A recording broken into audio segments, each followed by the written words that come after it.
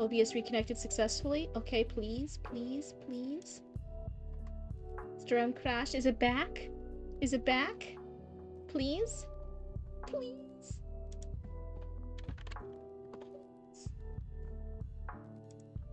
Let's reload it. Oh yeah, it completely restarted. I hate this. Okay, okay, are we back? Mary's fault, not mine. Am I back? Okay, back. All good? Are we all good? We all good? Are we all Gucci? Are we all good? Gucci good? Is Gucci good? I don't even know anymore.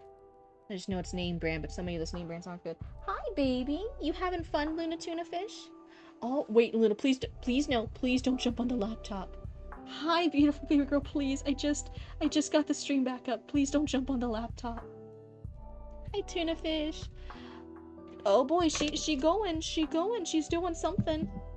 Jeez fucking Christ, Luna, please. I haven't done anything to you, Luna. Please. Luna, please, I haven't done anything to you. Please don't hurt me. I'm being threatened. I'm being threatened by this cat. Are you typing in chat? Yes, you are. That was from Luna. That's Luna's message to you guys. That's Luna's message to chat. So, hi, Tuna Fish. I love you. Are you a good baby girl who's by my keyboard? You needed love and attention? Okay. Oh, wait, please, Luna, please don't ban anybody. Please don't ban anybody. Please don't ban anybody. Please. I don't know. I saw a ban list come up. Luna. Okay, I love you. Okay. Oh, I almost lost some flesh. I almost lost some blood, but it's okay. I survived. I love you, Tuna Fish. Oh, who got banned? I hope nobody got banned. How do I check if anyone got banned? I just saw her pull up the ban list. Luna wants blood. She always wants blood. Don't ban me, you evil cat. There wouldn't be a Cryptid stream without a stream malfunction. Roots saving the day. Well, Roots didn't save the day this time. I saved the day. Critique is probably full for the night, but I'll be lurking around if you got the time. Got it. Becky, don't say that to her. She understands people. She'll hurt you. She'll hurt me. Please. Please. She's scary. According to my chat history, no one got banned. Oh, thank God. Thank you so much for looking at that tangent. I don't know how to... I don't use typical chat. I have my own program for it. Oh, that's fancy. So, thank you. Oh my God, how do I check? I have no idea how to check. Yeah, we're all back. Everything's fine. Also, I'm fairly sure Blueba and one of my ASMR friends don't want to hear about how many people I've been with. Well, it just doesn't fit with the vibe of the chat. You know, like, I know we say, like, fuck, and I say swear words sometimes, and I make jokes about being a Blueba, but I don't really think we should get, like, too explicit. I think I was, like, towing the line earlier with that earlier jokes. And I even recognized, and I was like, okay, wait, let's back up. Let's back it up.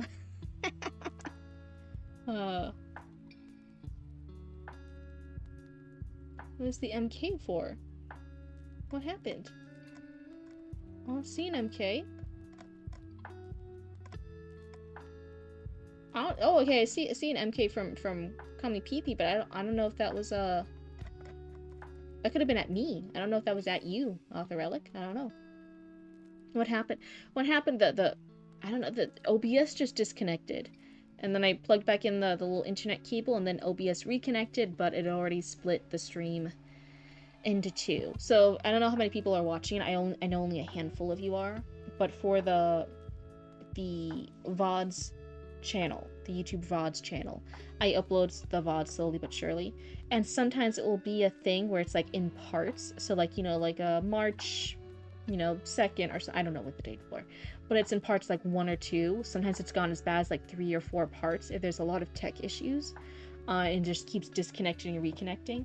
And I'm like, I know like you can like edit videos and you can like put it all together. But also that's like, that's another thing on my plate. I'd hate to do that. I don't want to do it. So genuinely, I'm the main goal would be like, oh yeah, the tech issues stop. That would be the goal. Two, considering hiring a video editor, not to even do any like cool video edits or anything for the stream, but just be like, hey, every time the stream split into pieces, can you just put them into one piece for me so I can upload and export it to YouTube? Man, I hate technology. This just sucks. Why does it need to give me issues? But otherwise, we are back. Luna is off the laptop, and Tangent was very nice and said that Luna did not ban anybody, even though she briefly brought up some ban list by stepping on the keyboard. So, there are no issues. We are all good. Roots did not save me. I saved myself this time. I am a big, strong, independent cryptid, and we will now continue with our Author Relics critique that's been interrupted multiple times. So let me just take a brief look at back what. So looking for sentence structure critique, flow of the chapter. Is it believable? Did it hold your focus? And did the start of the chapter work? So we already did the start of the chapter. Now we're talking about focus. Is it believable? Which we talked about with the quilt. Now we're going to make into a blanket. I'll do it, I swear. And now we're looking at holding focus, holding reader attention, believability, sentence structure, and flow critique.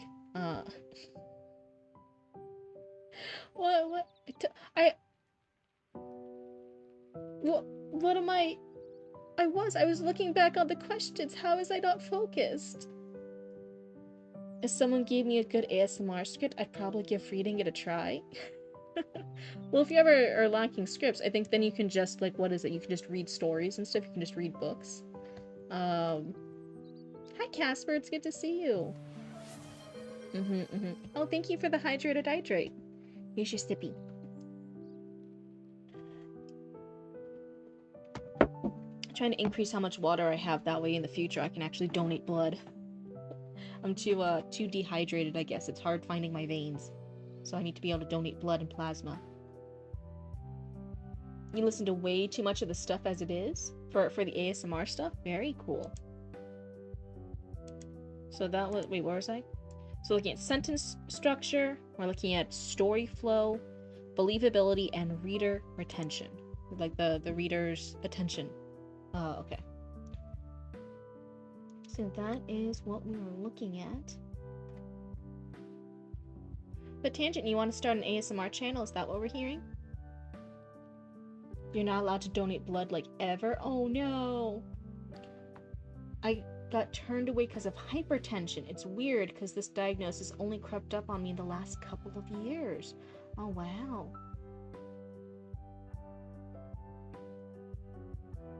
I'm confused here. Maybe it's nothing, but did I do something wrong here? PP asked if I accidentally format the story like this. And then I think you said that, yeah, they asked you something and then you responded back. And then they just did an MK, but I don't think the MK was added at you, right? Isn't it like if you're responding to somebody, you do the @ to like respond to them? I could be seeing it wrong because my little text box is a little bit small. But I thought it was just an MK in general. It might have been at something I said. So I'm not entirely sure. It's been too long now. I don't even remember what I said at that point in time. So if they weren't added you, it might have just been something I said. I should do a caffeine run later, but you might not be on still, like a few days ago.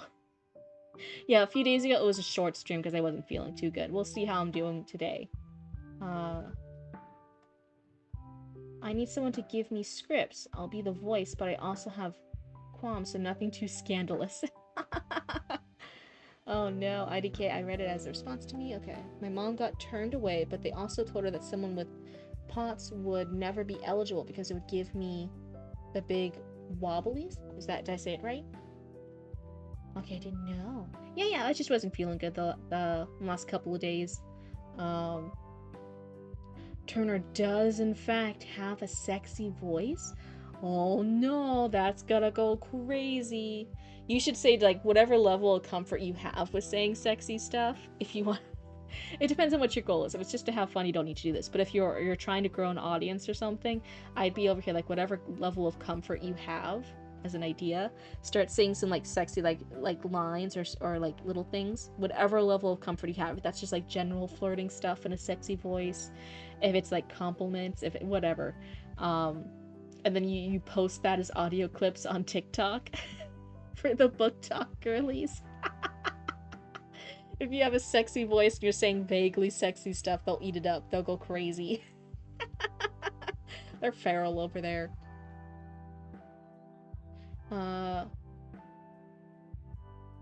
Let's see. I've been trying to draw, but I feel frustrated and can't draw. Could you give us an example, Cryptid? Of what? What were we saying? Shh. Oh, sure. Shh about the sexy voice. Oh, no. So anyway, let's see here. Where were we? December 4th. That's like we were going to start reading. I swear to God, if some other internet issue happens while I start reading this section, I'm just going to say this section's cursed. So I'm going to trust you all. They're like, I'm going to trust this section is accursed. I'm going to start reading it. But if we have tech issues at the same spot, I'm going to be like, what did you do? Let's see. Oh, Cryptid, I'm still questioning this. So my aunt wanted to turn my stuff into TV shows? Wait, what? I don't know if I'll make the right choice, but I don't want family involved in my writing career. I'm so confused. I'm confused by what you said. But anyway, only you know the path for your career, right? To be fair, let's be real, right? We only know each other as chatter and streamer, right? I don't know all the ins and out of your personal life. I don't know what will make you happy in the long term. I can give like little fun suggestions and stuff, being like, oh yeah, do sexy voices on TikTok. Girlies will love you. I could do silly little bits like that, but I can't actually suggest things for like serious things for your life. I don't know all that. My blue brain doesn't know all that. I could tell you wrong things. What would you do then? What if I told you something that was the wrong thing, and then 20 years later you're like, damn you, Cryptid! I followed your advice and now my life is all shit. It's the wrong way. I should have done this. And I'll be like, man, I didn't know. I'm just a blue person on your screen.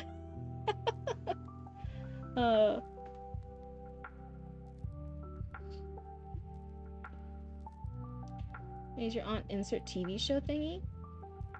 That's why you don't like giving advice, right? It sometimes gets really nerve-wracking. It gets a little nervish. My aunt is a director and set designer. Well, maybe if you don't want like your actual main story, like the Barry story to be made into a script, maybe you could be like, well, what kind of stories would I want to be on a TV show? Because that's one of the things, right? Some stories work better in different formats. Like I realized the Three Little Witches, right, should be an animated thing, and that was the first animated script I wrote. I normally write novel-length things or short stories. Certain things work better with certain storytelling mediums. So if you don't want the Barry story to be a TV show, when you have this in, maybe think of a story like you would like seeing on screen. If TV's in your future, the right screenwriter will be out there to help you adapt it. But anyway, December 4th, 1984, Appalachian Mountains. Detective Lawrence Grimes woke with a sudden jolt. His chest tightened as though something had grabbed hold of his lungs and squeezed. For a moment, he didn't know where he was. The darkness in the room felt unfamiliar. The ceiling above him wrong somehow, and his body was slick with sweat beneath the sheets. Maybe that demigod thing, I could throw her way? Agreed. Also now I'm imagining what phantom would it spawn. Well, one, when you have a really cool opportunity like this, when you have somebody who is a director, set designer who's in the industry, don't just take some random fucking trash and throw it their way. And be like, oh yeah, well here, if you like this, me.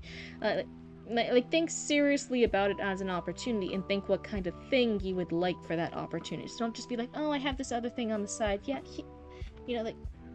yeah, see if she likes it. Like, seriously consider it. Like, talking with her, hear about it. Would it be adapted by screenwriters? Would you be expected to be a screenwriter and pitch something? Would it be animated or live action? And then when you understand her ends, when you understand what maybe kind of genres she's looking at, what type of things she has connections to, whether it's animation, whether it's live action, whether it's TV shows or movie production, and then you seriously sit and consider, do I have a story that would benefit that type of genre? Sorry, my brain is like, my baby, no, but silver screen. Well, one, with any creative one, if you're looking to get published, you're gonna have to face the music at some point of, you gotta get rid of my baby, no. You're gonna have to get rid of that response.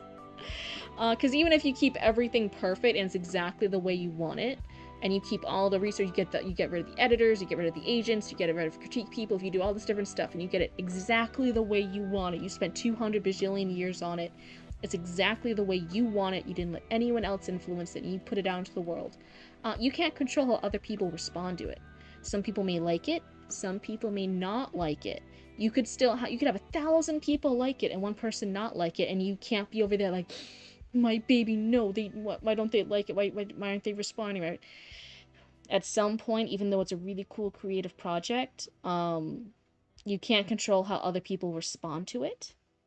And once you realize that, if you do want a certain type of response, a pre-sold audience equals more creative control. Pre-sold audience. So just prepare for it at some point in case. For people not liking things. Yeah. Oh, okay. I'm not trying to get everyone to like their story. I'm just saying that feeling, I see it with a lot of writers, a lot of creatives, not just writers, of that sense of. I'm surprised no other raccoons are ASMR writers. They're feisty like ASMR writers. Wait, what? What are ASMR writers? Is that when you don't speak at all and you just hear the scratching as they're writing stuff on paper or the clackety of T's on the keyboard? What's ASMR writing? I don't know if I know this. I don't watch or read a lot of ASMR channels. It's just not something I ever really went into. Let's see. ASMR reader. Okay. No, they write the scripts, the ASMR voices do. Oh, okay. If you don't want your work to be criticized, put it in a drawer where no one will see it. Yep. That's kind of the vibe. But again, that feeling of my baby, no. You had to put that aside for critique partners, for editors, for agents, for publishing houses, for screenwriters. If there's like someone who's going to adapt your thing into another medium, like film, there's a lot of things where you have to understand. And I don't want to say like 100%, no, like, oh, don't worry about your baby at all. But like your baby is growing up a little bit. It's off at school. You can't be a helicopter parent and make life perfect for your baby. The baby's got growing up to do, and the baby may even grow up into being something a little different than the lawyer, doctor, astronaut career path you had planned for it. Maybe the baby wants to grow up and be a teacher now, and you're like, no. You're an astronaut, lawyer, physicist. What are you talking about? And then the baby's like, no, I want to be a teacher, and I want a general sciences degree. I want a writing degree. I want this degree. And you're like, no. I want to be a plumber. I want to go into the trade schools. And you're like, no. So that's one of the things. Your baby's gonna grow and evolve in some ways that you may not originally always want, and that's part of the process.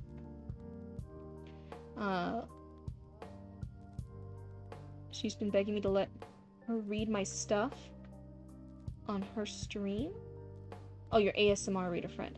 Get what you're saying? I think I'm just absolutely protective of Barry is all. That's what I'm saying. You might not want to do the Barry story. So if you have this really amazing connection, if you have this into the industry, you might want to do a different story. And that's what I was advising is don't just throw like any like random story that way.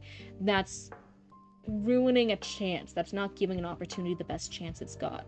But seriously consider like, okay, if I have this relative, this aunt who's in the industry, she has these industry connections to the live action, animation, plays, this, that, and the other, movies versus televised series. If she has these connections, if she works in these genres, if she knows these people who want these types of things, do I have a story? And then the second part is, am I willing to write that story and dedicate time away from other stuff?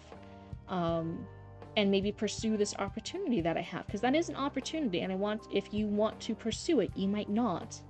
If you want to pursue it, then I would say give it its best chance. Don't be a little half-assed, like, oh yeah, here, I don't care about this one as much. That's not giving that opportunity the full chance. A football-playing king in space with a mustache. Yeah, see, sometimes we have very particular things. Let's see, anyway, poor Author Relic, they're over here like, excuse me. When's my story starting? One of the things I was noticed before I got on the ADHD rant, off-topic thingamajig, no, you're fine. I was noticing, similar-wise, you like describing things as just being wrong somehow. Something was wrong, but they couldn't explain it. Something was wrong somehow. Something was off, that kind of thing.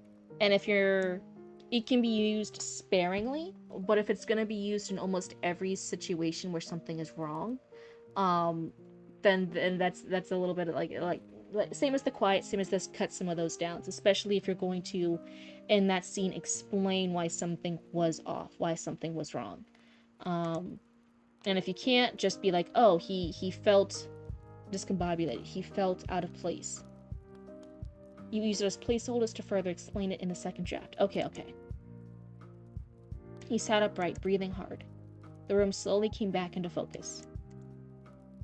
A dim yellow lamp glowed from the nightstand beside the bed, casting long shadows across the faded wallpaper. The hum of a small wall heater filled the silence, rattling softly every few seconds as it pushed warm air into the room. Grimes ran a hand slowly across his face. Slowly again. The dream was already slipping away, leaving behind only the familiar weight in his chest. Something stirred beside him. A small gray blur shot upright from the blankets. Motley. The kitten blinked at him, wide-eyed and startled by his sudden movement. Oh wait, we got a long message here. Wait, what happened? Okay, wait. I'm gonna think about it. I might use that demigod thing I showed a while ago. I use it as placeholder. I used to have like a show idea called Cafe and Cryptid. This was before you met me. Oh wow. The show is about 5 young adults out in the world wanting to have a simple life. They're all friends and they wanted to start a business of their own. So they try to find a place to start their business. But they couldn't find any till they found the perfect place. Okay. Which is in quite popular rural town, where it's famous for its supernatural origin. Does popular and rural go together? I know some rural communities are definitely more popular, quote-unquote, than others, but if it gets too popular, it's not really rural anymore, is it? There's too many fucking people out there. It stands for its supernatural origin, which is indeed supernatural, but visitors and tourists never get to see the supernatural side, even though to the townsfolk have stayed for long. Oh, the townsfolk are seeing it, but the visitors and the tourists don't see it. Okay. 3 days, there's 2 perfect March Madness brackets left. Oh, this is a good place to stop? Are you sure? I feel bad. I feel like we didn't end on a good stopping point here. Is it pick up and you don't want the next scene to be cut off? Is that it? It's out of... Slowly going to hunt cryptid in the book. Confirmed. I didn't do anything. I don't deserve to be hunted for sport. This is unfair. Oh no. How long was even the last stream? Now the stream's just telling me it's been 24 minutes and I'm like, that's not. How long was the last stream? God damn it. That's cute though. So it sounds like that's the backstory for it, Zoe. That's like the backstory for it. That's like the pilot / backstory premise of it. What would actually happen in the series? So I think then your series thing, rather than all the paragraphs, is like, hey, a group of friends who've opened a cafe in a rural town plagued by supernatural events go on daily shenanigans, right? Daily supernatural shenanigans in this rural town. That would be like the plot premise. That would be the bit. But I think all the rest of that is actually like the backstory. Okay, fine. I'm honestly just questioning my draft process from earlier. I'm all hung up on it. I feel more comfortable at the moment if we stop. Oh, I'm so sorry, author. I don't want you to feel uncomfortable with your drafting process. I think, again, I can only critique what I see. And so there's just stuff I don't know. Like, oh yeah, like if you write stuff like something's wrong somehow, I assume that's the text. But you then explained like, oh no, that's just a placeholder. And I was like, oh, okay. So I'm sorry if there was just a misunderstanding with it. But yeah, that's totally fine if you're not feeling in the vibe. If that's not going to help you right now, I'd rather you be comfortable with your writing process and everything rather than pushing a critique that's not going to sit right in your brain, right? We never want that. So let's go ahead and get out of this. We'll go back to our Weave screen. But overall, Author Relic, I think the opening shot with the kid, with Gregory, it's really, really good spooky things. Kids make that spooky scenes really kind of ups the fear factor a little bit. They're classic for a reason. It's because they're good, right? I definitely think the narration style is definitely geared more towards Grimes. So now that we are with Grimes in the next part of it, I'm like, okay, yeah, now the narration vibe, the narration tone, the voice of the narrator, and Grimes together, I'm like, this feels right. That's why I had the earlier comment with the kid. I'm like, oh yeah, the narration voice just needs to be a little bit, what would I say? Aged down a little bit for Gregory. It's going back to the comments above. Not you, you're good. What comments? Are you still stuck on the MK one? I thought that one was just at me.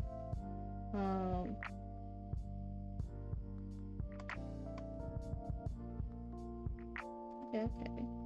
I'm really sorry if I missed a comment that was being overly harsh. You can DM me if there's anything I missed. Can I explain more in like the Discord? Because Twitch did something? Fair enough, seems like an excellent start to me. Look forward to seeing it develop. Feel free to DM me if I can help at all. That's really nice of you, Duncan. That's awesome. Your previous stream time was about 1 hour and 22 minutes. Thank you so much, Zoe, for letting us know. Hi, Atanshi. Catch you guys in the next stream, everyone. For now, I'm gonna lurk. Thank you so much, Author Relic. You're decompressing from a rock concert, Atanshi? Wow. Well, a small one. Small time rock. Did I miss something in chat because I was looking back and forth so much? Oh, jeez. I don't know. I'm just kind of scrolling through stuff really quickly. So if I miss you guys talking right now, my bad. I'm just scrolling through. Something happened? Small time gonna be the name of my next record now. Instead of a concert, it's a consulate, if you will. You know, little baby concerts. Jeez, I've never actually was a concert type person. I went to as a Girl Scout trip, if you can believe it. When I was a young cryptid and still in Girl Scouts, I got to see the Blue Man Group with my Girl Scout troop at Universal. So we did get to see that. I got to see some other performances live. I've seen like cool performances live, but not really concerts. I think like all the music and the crowds would actually overstimulate me. I'm more okay with like theater.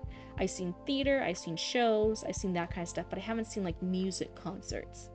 I just don't think I would be I think that would overwhelm my cryptid brain. You saw Blue Man Group in Chicago a few years ago? Wow. Well, I'm up to about 56 applications and at least 5 rejections. Oh no. Interview next Wednesday in IDK. Maybe I'll hear from someone by then.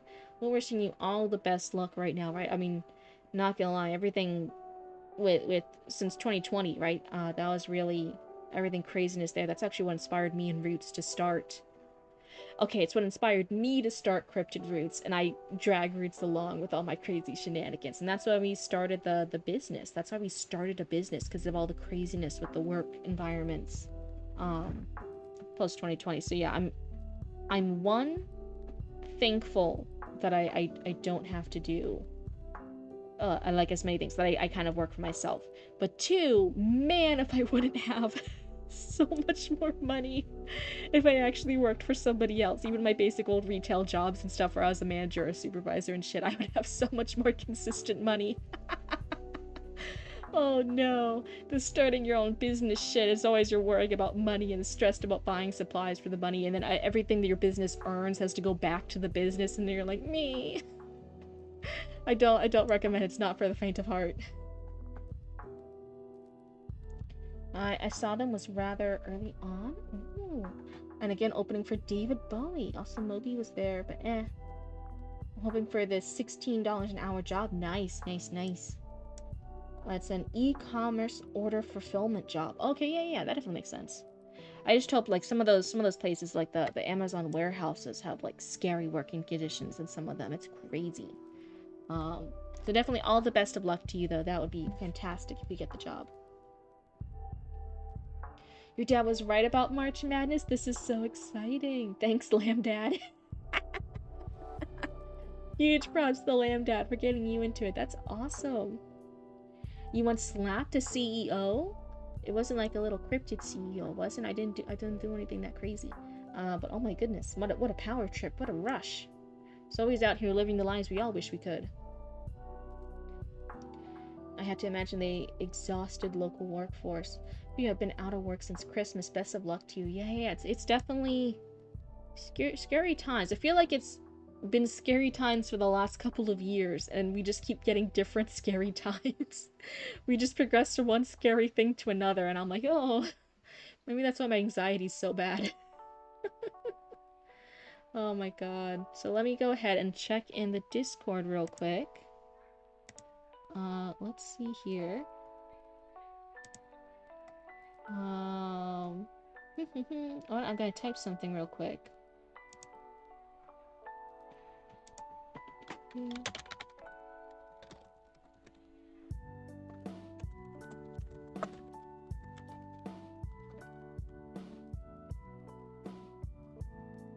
And then, let's see, who else is in story submissions? We did have Author Relic, who is got their fill for tonight. Discord. So let me go up to them, and I can remove that from the queue for now. We're making progress, guys. We're making progress. Fuck, where were they? I know I saw them here. I know they're in a place. Oh, maybe they deleted it themselves? Or am I just missing it? Maybe they deleted it. Maybe they did. So let's go ahead and see in chatting who else was on for tonight. Tangent, you're here. Bombicus is here. Sounds good. Okay, going to learn more. Unreal Engine? Okay. You removed it, Cryptid. Okay, thank you. That's very kind of you. Imagine when the time comes where Cryptid unplugs the news channel and just forgets to plug it back in. I mean, that's only if you guys are really naughty raccoons.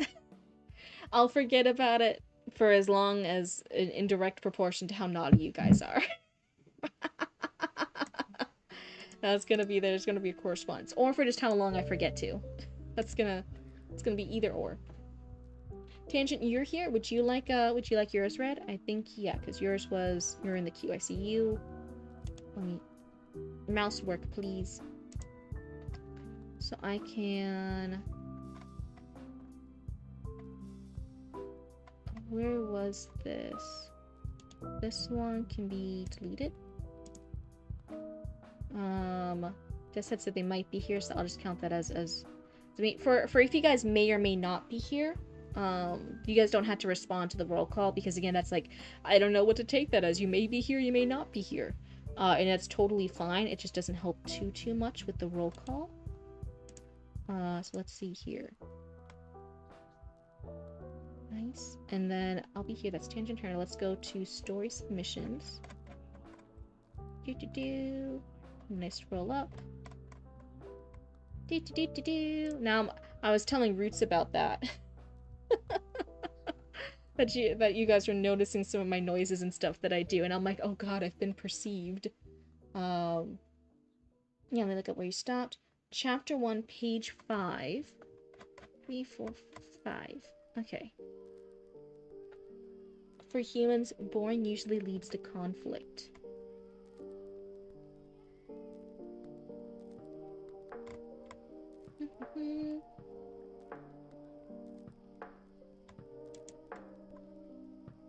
This is page 5. Boring usually leads to conflict.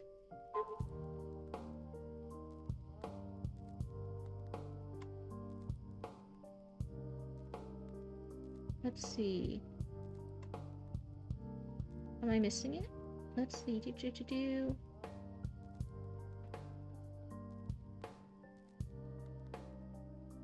I miss it? I know submissions are close, but I don't do a lot of short story writing regardless. Have you ready any have I ready any choice script games? Wait a second. Wait, what?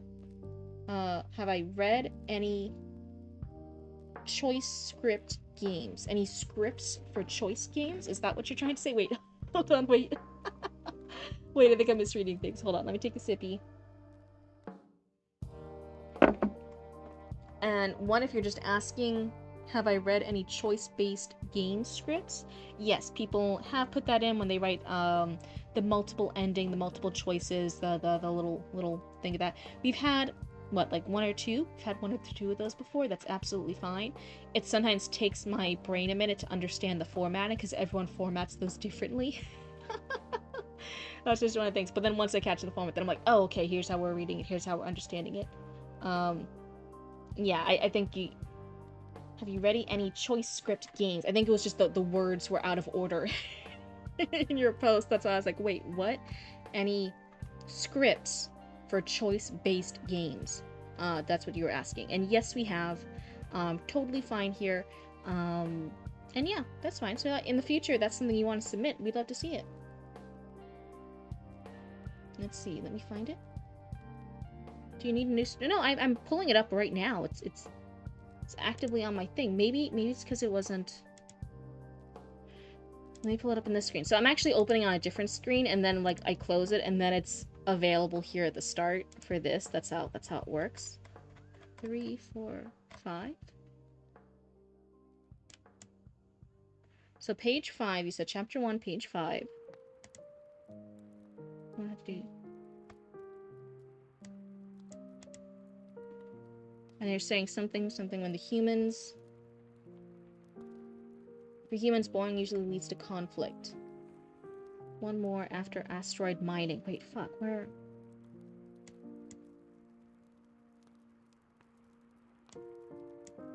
I suppose platform wasn't that bad description. At least they were generally flat-ish.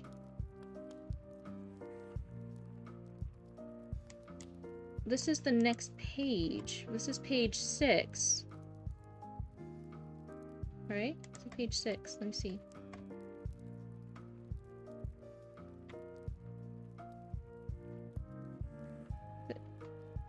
And this is now page 7. Boring usually leads to conflict. Okay, yeah, you just told... See, I should have just found it on my own. That would have been faster. You might have different paging than me one moment. Also, you're not Relic. Did I call you Relic? Oopsie. But also, one, I'm not sure if I'm supposed to see these comments on the side, so let me move this person's username off to the side a little bit. Text box? Oh, was I reading that from the thing? Was I reading Relics? I was reading yours. Whoopsie.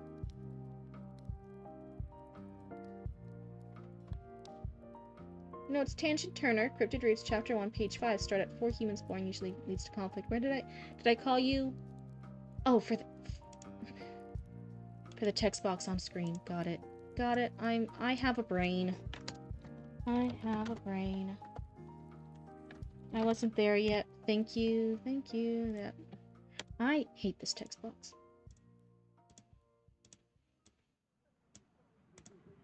There. Tangent? No, it's the wrong thing. Hold up, that's the wrong space. It shouldn't be that kind of space. It should be that kind. There we go.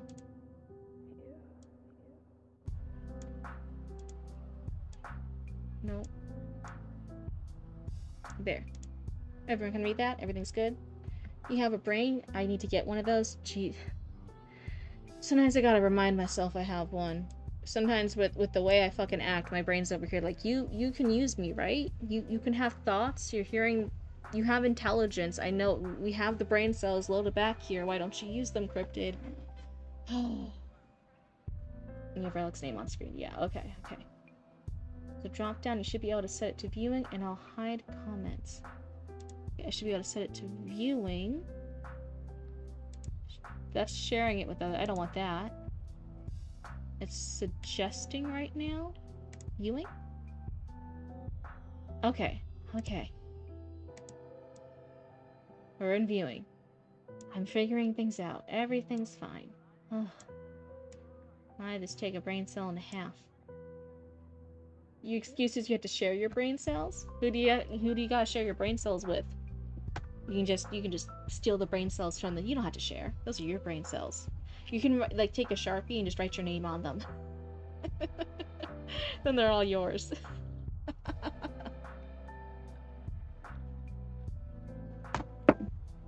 Okay. We are set up. We have the text up. Jesus Christ. New DNA site. It's crowded in this head. Oh, okay, yeah. If they're in your brain, then I guess it's you can't like call dibs on the brain, can ya? I was gonna say if you're sharing with someone else, like family members or a sibling or a kid, then like no, just take all the brain cells for you. If it's a friend, take the brain cells for yourself. It's fine. No, but you guys are all up in there. You guys are all sharing those brain cells. God damn it. Let's see. Mom says it's my turn on the brain cells.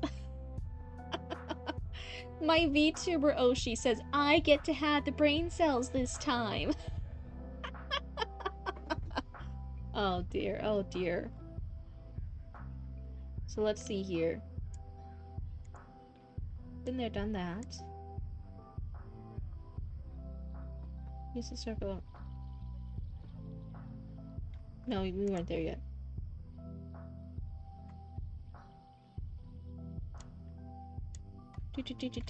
Where was I?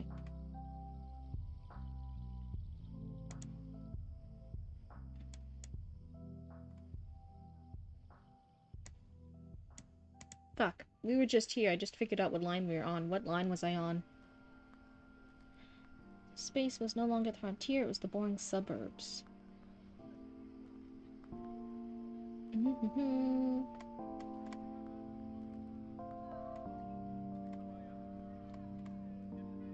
No, we were on page 7. We were there. When half of those were ships they called institutes, the peer future seemed more legitimate. For humans is the sentence you haven't read yet. For humans. Okay, so this is what we did read.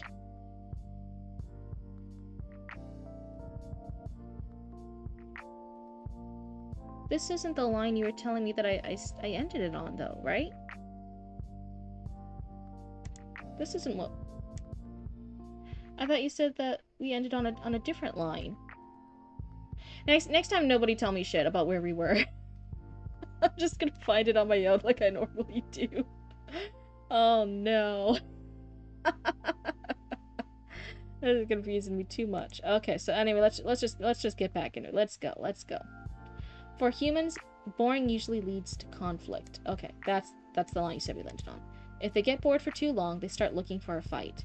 Whether it's looking over their neighbor's fences to find something to report to the homeowners association, or choosing a sports team to support so they can travel and set dumpsters on fire. Okay, remind me, I think you weren't looking for critique. Okay, sorry, it's okay, I don't want you to be sorry. I'm just realizing, like, wait, fuck, this fucked with me. What do we do with Bobak? Because Bobak has some chunky pages. I think we just highlight it. And then I look for the highlighted sections. Or I can just visually see it. But yeah. We'll figure out something else. Chunkster. Baba Kiss. Does that mean? Because you were talking about this earlier with Author Relic in their pages. Does this mean your pages are fucking thick with 2 C's? Those pages got a fat ass. Oh no. Let's see here. So, remind me for last time, because I think I just started reading, because I'm like, wait, but I didn't do the big thing. Once that we're continuing where we left off, I think the critiques last time, I think you mentioned you already knew you have a tendency towards long run-on sentences, um, and that you weren't looking for pointing that out, right? Or did you want me to point out run-on sentences when I noticed them, and just point out if they should be chopped into or cut down or what? Let me know, and otherwise, are you looking for anything in particular compared to last time? Are we looking at tone of voice? Are we looking at,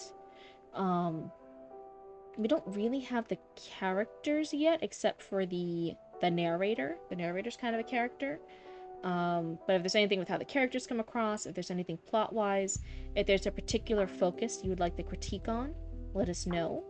And otherwise, I will keep going. But yeah, let me know if you want me to point out run-on sentences. I feel like we talked about that last time with your critique, but I can't remember if you wanted those pointed out or not.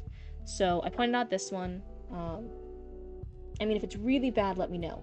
I'm hoping we can get to Daniel. Mostly just your opinions. I'm open. Okay, so if it's a really, really bad run-on sentence, let you know. Otherwise, you already know it's a thing, and I'll just ignore it. And just general opinions, and we're hoping we can get to a character named Daniel. Got it. At least this time, they decided to cooperatively fund a mission to, well, as I said, do something, instead of letting boredom lead to another border skirmish. Regardless of what the human etymologists say, I think boredom and border are far too similar to be a coincidence. Allow me to introduce you to one of my favorite human idioms. Been there, done that. Those words have become something of a mantra and an unfortunate status quo for a species that, despite trying, was no closer to faster than light travel than they were at the turn of the last millennium. Granted, most of the rest of the galaxy's interstellar species didn't figure it out on their own either. Theories changed, research was done, new institutes flew circles around Sol, but nothing overcame the stark reality that any human interstellar travel required either suspended animation or a generation ship. You know, the ones where you either sleep the whole way or you and your offspring die of old age, but maybe the grandkids will make it. Which, by the way, had already been done. Multiple times, in fact, although interest in funding decreased significantly after most of the ships stopped responding, or the telemetry was lost. There is still a sleeper ship on its way to Proxima Centauri, but there is sleep, and will continue to be for another 2 centuries after first contact. I don't know if you've met many humans, but they don't have the most impressive attention spans to begin with. The only people still interested in the sleeper ships are busy coming to terms with senility and geriatric vitamin supplements. Why can't I talk? Now it'd be so nice if I could talk. In late November of 2429, the CSF Astraeus launched. It had the privilege of deploying the final ASOP. Its voyage would bring a mission that spanned more than 100 years, 3 space agencies, and 2 additional border disputes to a close. Yes, border disputes, plural, like I said, short attention spans. To say that the original vision and purpose of the mission, to inspire a new generation, was a failure would have been an understatement. There was only a single human media outlet that had any coverage of this final mission, and that was the channel created solely for the ASOP program. As with most human media endeavors, it ran more advertisements and monotonous historical documentaries than anything to do with the mission. As for the Astraeus' crew, well, let's just agree that they were most definitely not the best humanity had to offer, and that's being quite polite and generous. Blah, blah, blah, blah, blah. The first launch, 80 or so years ago, was celebrated, documented, and talked about like it would finally solve life's mysteries. Obviously, anyone who thought that hadn't read the mission statement. Around the 5th and 6th launches, conflict was more interesting, but when that finally sorted itself out, they decided to work together again.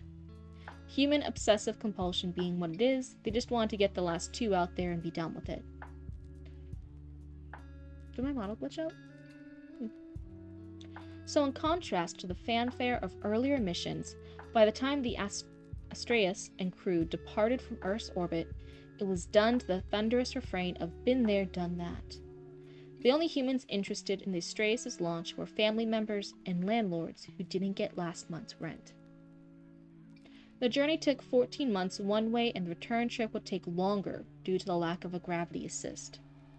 It started with a crew of 46, which had grown to 49 by the time it came to a relative stop at precisely somewhere over there, in the Kuiper Belt.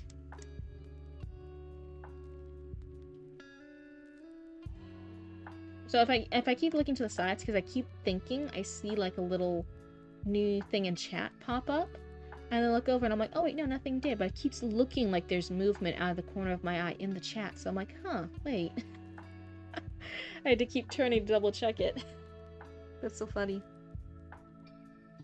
Let me stretch real quick. Stretch break, stretch your skeletons. Unshrimp your spines. If any sane species wants more reliable directions to ASOP 8, using human references, RA roughly 177.673825 degrees, that just looks like December. I don't know what all these science terms mean, I'm so sorry. DEC roughly positive 1.764719 degrees.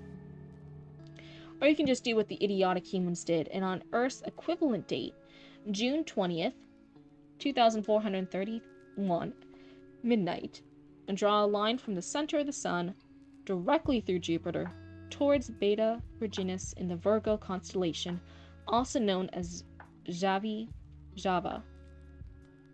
It's there-ish within an arc second or two. Just look for the ugly flat thing in the middle of nowhere, out past Neptune with all the small rocks whose names no one can remember. Its orbital period is just under 351 Earth years. 351 Earth years. Movement? How did I not pick up on that one? Oh no, that's funny. What is over here tricking me?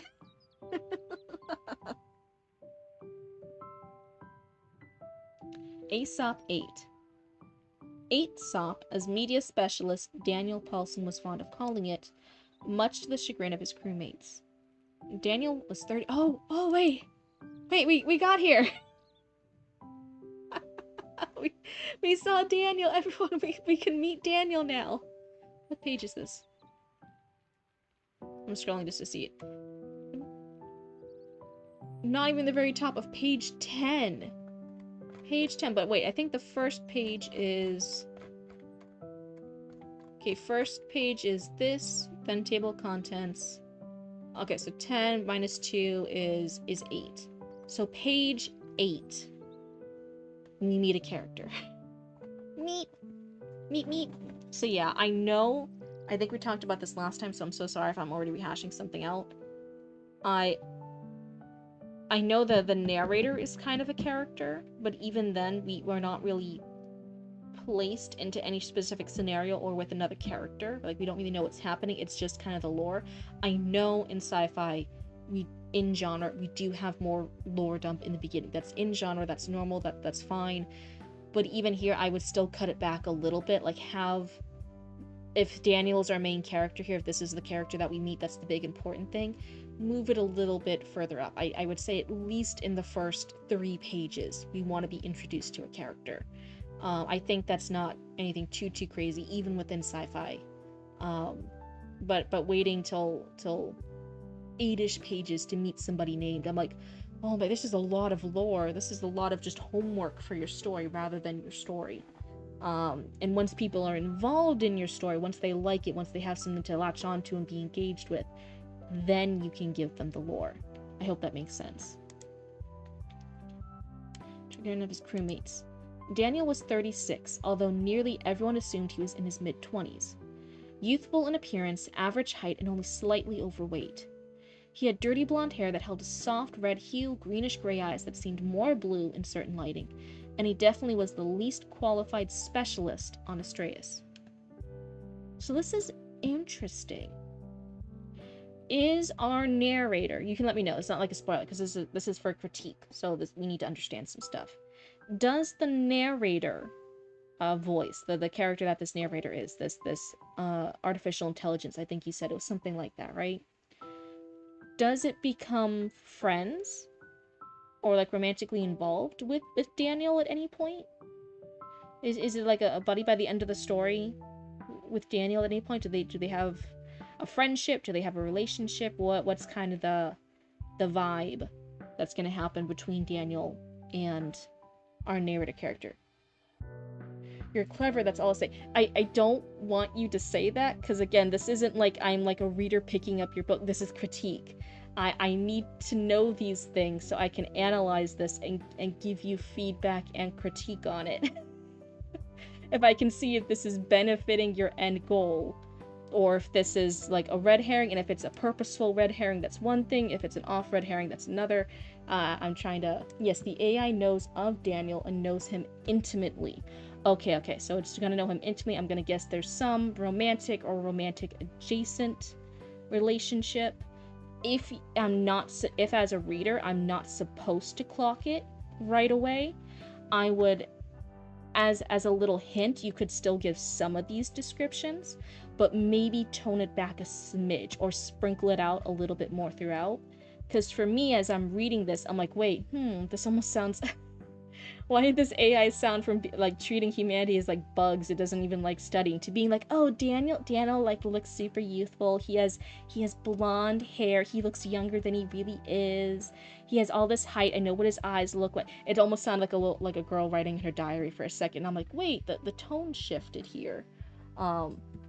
If it's supposed to be a little bit more like slip it under the radar so the readers don't catch it on the first hint, but rereading it, they then look back on the scene and be like, oh yeah, the AI narrator's looking back fondly when describing Daniel because of the stuff that happens later. Just pull it back a smidge. You can keep some of the details here, just pull it back a smidgen, and that way it will serve the function you're intending it to pull off later. That would be the hint here. Daniel had spent the majority of his life consuming media from the 19th, 20th, and 21st centuries. It was a fascination with the hope humanity had, as he described it. Mostly that just meant enjoying science fiction, romantic comedies, obscure cartoons, and graphic novels from an era before most of it was generated by AI. Why'd you make me have depression here? Hi, Dystopia, welcome on in. As media specialist, he performed minor handheld and projection technology repair, with some software and database duties thrown in for dramatic effect. Blah, blah, blah, blah, blah, if I can talk. I mean dramatic quite literally. He maintained the entertainment systems and facilitated the distribution of media. He provided access to databases full of music, movies, books, and games, many of which were added to the Astraeus from Dan's extensive personal collection. Ooh, now we're calling him a nickname. Instead of Daniel, we're calling him Dan. Some titles are more morally ambiguous than others, although for humans that really depends on who you're talking to. Needless to say, it was the perfect job for him. His application for the ASOP 8 mission included an extra page listing listing the vast collection of science fiction shows, movies, and novels that had prepared him specifically for this mission. As I said, the crew was most definitely not the best humanity had to offer. Enter Exhibit A. Okay, so let me see, when do we first see Dan? So we've had almost a page minus a paragraph, and then we have this one. So roughly a full page, full Google Doc page of Dan. And even now that we have a character, it's still mostly talking about the past, and it's still just a lore drop of the named character. So we have a character, it's still just talking about the lore, the backstory of the character. So I'm still reading this wondering, wait, what is the story? We're still in lore territory. We just switched what the lore is. So let's keep reading here. Awkward would best describe the crew's initial impression of Daniel. He was clumsy, apparently clueless, and immensely underqualified. Nevertheless, he made the crew laugh, often at his own expense, and people often found it easy to relax around him. Daniel had other redeeming qualities that became apparent shortly after launch. As the media specialist, Daniel didn't judge, and he was discreet. He would find you a book on raising your child in near zero G, and the very next day make an anonymous drop-off of a smutty romance novel using the fake potted plant down the corridor from the mess hall. He could even arrange a pickup of that morally gray graphic novel that your wife almost found this morning. This one you asked for, like, the really long ones. That one's a really long one. Actual physical media, yes, I know that hardly makes any sense, especially since the books were just data pads in various shapes and sizes. They were digital versions downloaded, deleted, and the pads were reused for something entirely different next week. If you're not familiar with humans, get used to this kind of headache-inducing cognitive dissonance. They have many such archaic preferences, tactile fascinations, and counterintuitive retrophile tendencies. During the outbound journey, Daniel took real pride and enjoyment in his job. He'd organized movie nights, holiday parties, and a slightly irritating but ultimately entertaining prank week. He was quick to make a recommendation on whatever you were looking for, although, almost without fail, it would be vintage science fiction or hopelessly romantic comedy. However, his most valued and endearing trait from the crew's perspective was his meticulous mission to delete any watch histories or behavioral tracking that CSF Command attempted to implement. I'm gonna take a sippy real quick.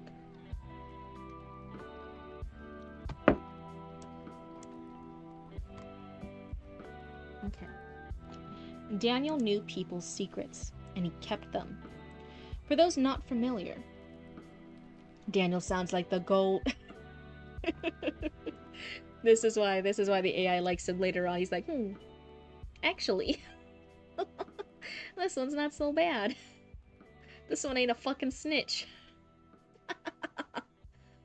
For those not familiar with human privacy concerns, command hierarchy, and the effect on general ship morale, this made him wildly known and secretly popular. Or would have if he were slightly less awkward. Somehow, he managed to delete or block every advertisement, infomercial, and spam communications since launch. No small task, since the entire media database from Earth was practically infested with trackers, adware, and 2 non-sentient AIs programmed to assist in scams. When asked how he did it, he would smirk knowingly in an attempt to be mysterious and dashing to impress one of the few single women aboard. It did not work. Neither the mysterious nor the impressing the ladies' parts. That, maybe more than anything else, was the saddest aspect of Daniel Paulson, trying so hard to be liked, to be useful, to build friendships and find family out in the stars, only to spend the entire 14 months feeling alone. Time for a caffeine run!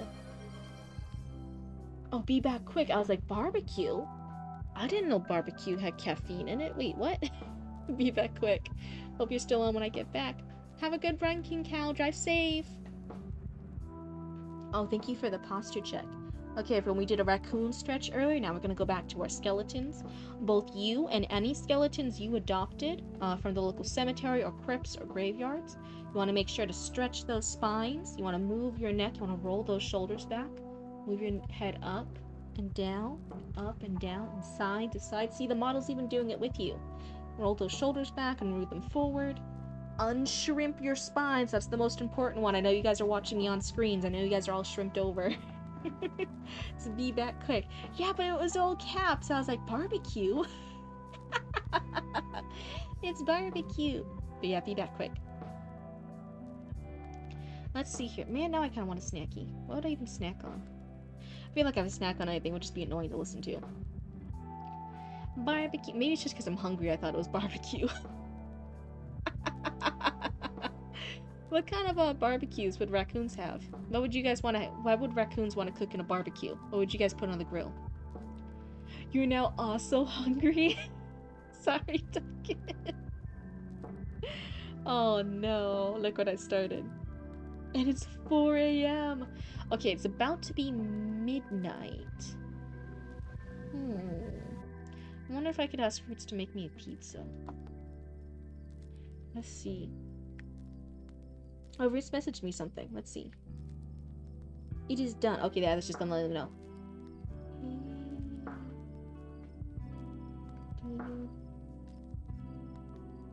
Are you done raiding?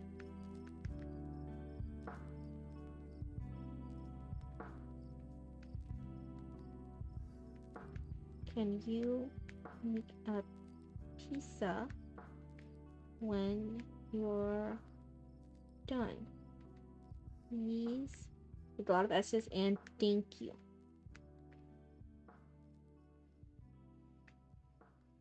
There. I messaged them. So yeah, 4 a.m. you're fucking screwed. Me and Reed said this thing because we stay up a lot very, very late just watching YouTube and stuff together. And one of the things is we realize we only ever really crave food when it's like 3 or 4 in the morning. And then like at that point everything's fucking closed, right? Like they're nothing's serving you food anymore. So then we're like, oh no, like how could this happen? It repeats all the time. You think we would learn our lesson? We don't. We don't. This has been an issue for years. We're stupid. It's a problem.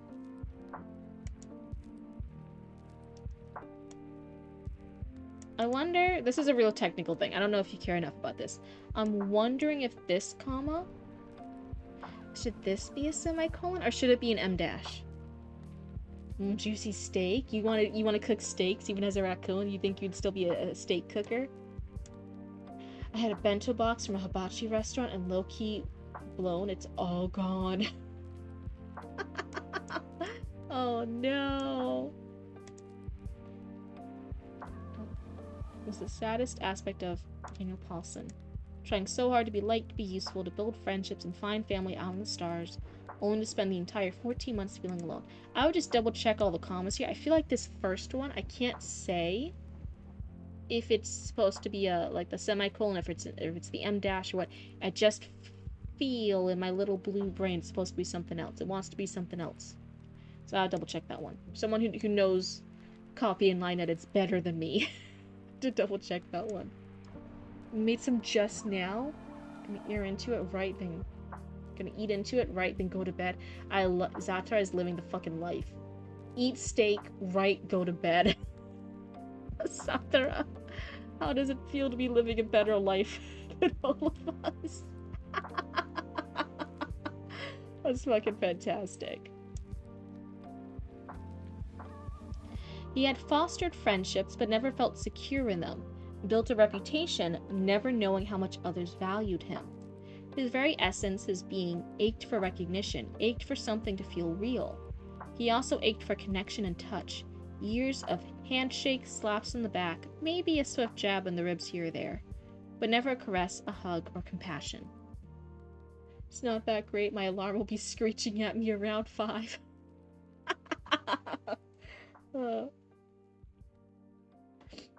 Stay up for at least another hour and play D&D? Wait, what? I don't think I'm part of a D&D group yet, am I? Did I get invited to a D&D group and I didn't notice? That would be fucking me. I didn't even notice. My ADHD made me forget. Oh, those are your plans. Man, well now I'm fucking jealous. Roots has a D&D group too, and I'm over here and I'm like, me, I want to play the D&Ds. They don't want to invite their lame older siblings, because it's their friends from Final Fantasy 14. So I'm not friends with their Final Fantasy 14 buddies, so I can't be over there. I would just be like the lame older sibling, like, hey, can you let me roll the dice and play a character too? Whenever I have free time. Probably the big event coming up for next month is that World Oddities Expo that we're going out of state for. That's so scary. It's this... Whew, I'm really hoping it's successful. It's a new role market for us. Raccoon D&D campaign when? Oh my god, wait, that'd be cute too. So all the raccoons play and Cryptid's just the DM. Oh no. I didn't think D&D was something you could just do in an hour. No. They're staying here for another hour. They're staying up. Well, I don't know if they're staying here for a full hour. They could leave whenever they want. They're going to be staying up for at least another hour. And then they get to play D&D. And then, as we all know, you then play D&D for hours and hours and hours. Way past when you thought you should be. Because everyone got sidetracked in the fucking shopping part of the shopping town before you go and raid the dungeon. Yeah, listen. If any of you ever want to feel better about like misreading stuff or misspeaking stuff, that's what you tune into the stream for, to listen to me fuck things up all the time. That's the point of this stream secretly. You thought it was to encourage writing and editing services and critique circles? No, it's just so you can all point and laugh every time Cryptid messes something up. Oh dear, that's the real point. Oh wait, we have something here. Daniel stared at his mirror, groggily lost in thought while suppressing memories. He'd overslept again, forgotten to do his laundry this week, and hadn't showered in a couple days, he guessed. He blinked and took a comb to his lanky, chin-length hair. He was only paying attention to his eyes. He could feel the call of the void from those eyes. That fear when you're standing at the edge of something and you worry that your body might just jump off of its own accord. Here! D&D, a 1-hour mission, 10 hours of drunken shenanigans. It's okay, it's why we're here. One raccoon D&D, wait. Why do I secretly like the idea of raccoon D&D now? Oh no. Oh no, I want to be a player, but I feel like in this scenario, Cryptid would be the DM, just trying to wrangle all the raccoons. And every time the dice gave you guys a bad number, the raccoons just try to eat the dice. And be like, no, not us, Cryptid, we didn't roll a nat 1. So you know the dice is gone. Let me re-roll real quick. Oh, look at that, it's 16. Crunch, crunch, crunch as you're chewing the dice. Oh no. It'll be great, it could be great. But this part here now feels like we have a character, we have a setting, there's action. This feels like the start of the story. Love that. Oh no.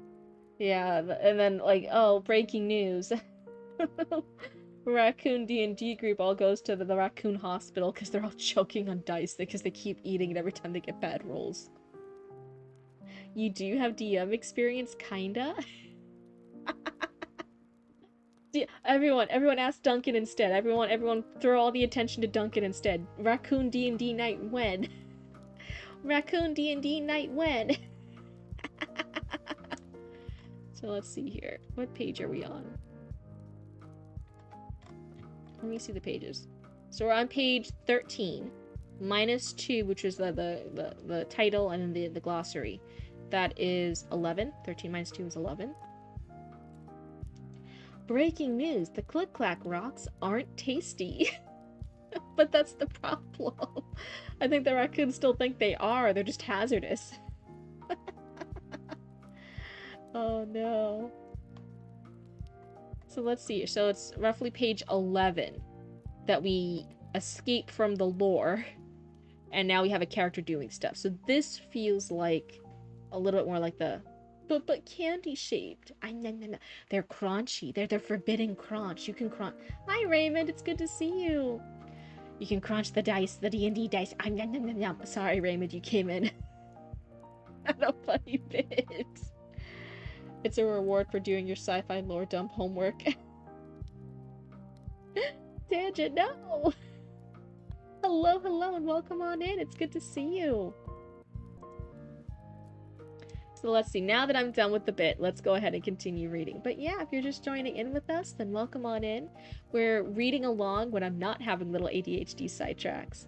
And then we're giving critique and feedback. Right now we're actually reading a sci-fi story by Tangent Turner. You can see it in the top right. Finally getting his hair untangled, he tied it back into what had become his signature zero-effort ponytail. He rubbed his chin and contemplated heroes with ponytails and beards. He didn't actually have one.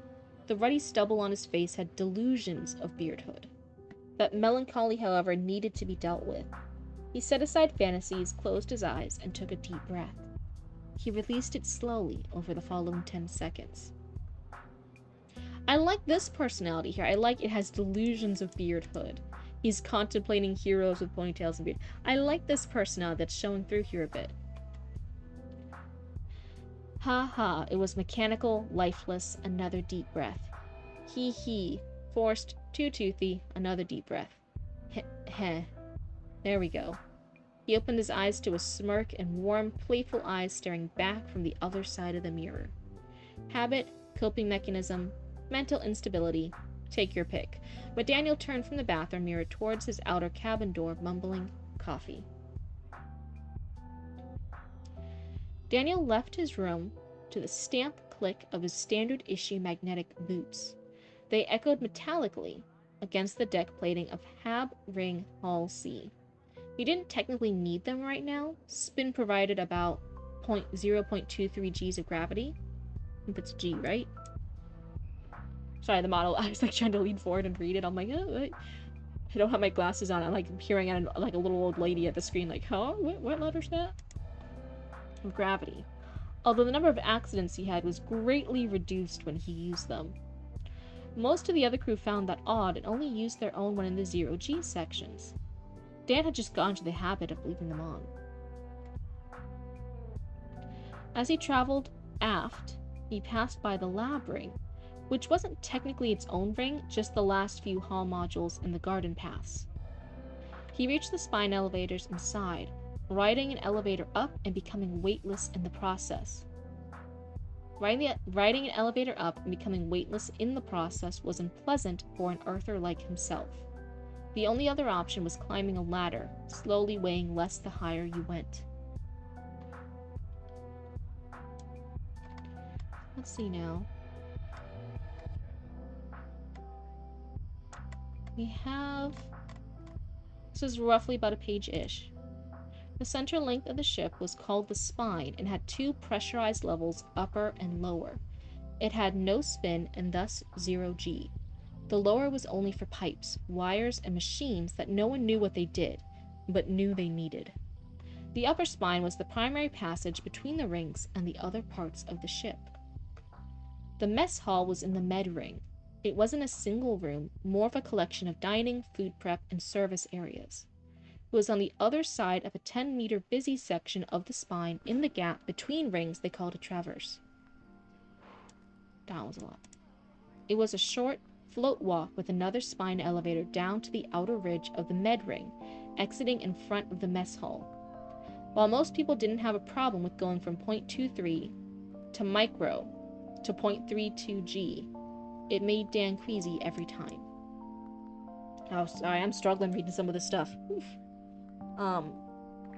One of the other things, though, it feels like, okay, we got a character. We got the character doing some actions. He's looking at the mirror. He's realizing, like, he's putting on a front to hide his depression. Which, you know, big mood. We get that. And he's just going to get coffee. But still, we're not getting a lot of,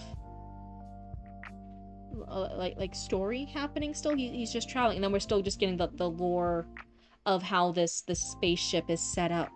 And how things function and what rooms are connected and how different things are. And I'm over here, I'm like, okay, what is the starting action of the story here? So we have Daniel. We got Daniel.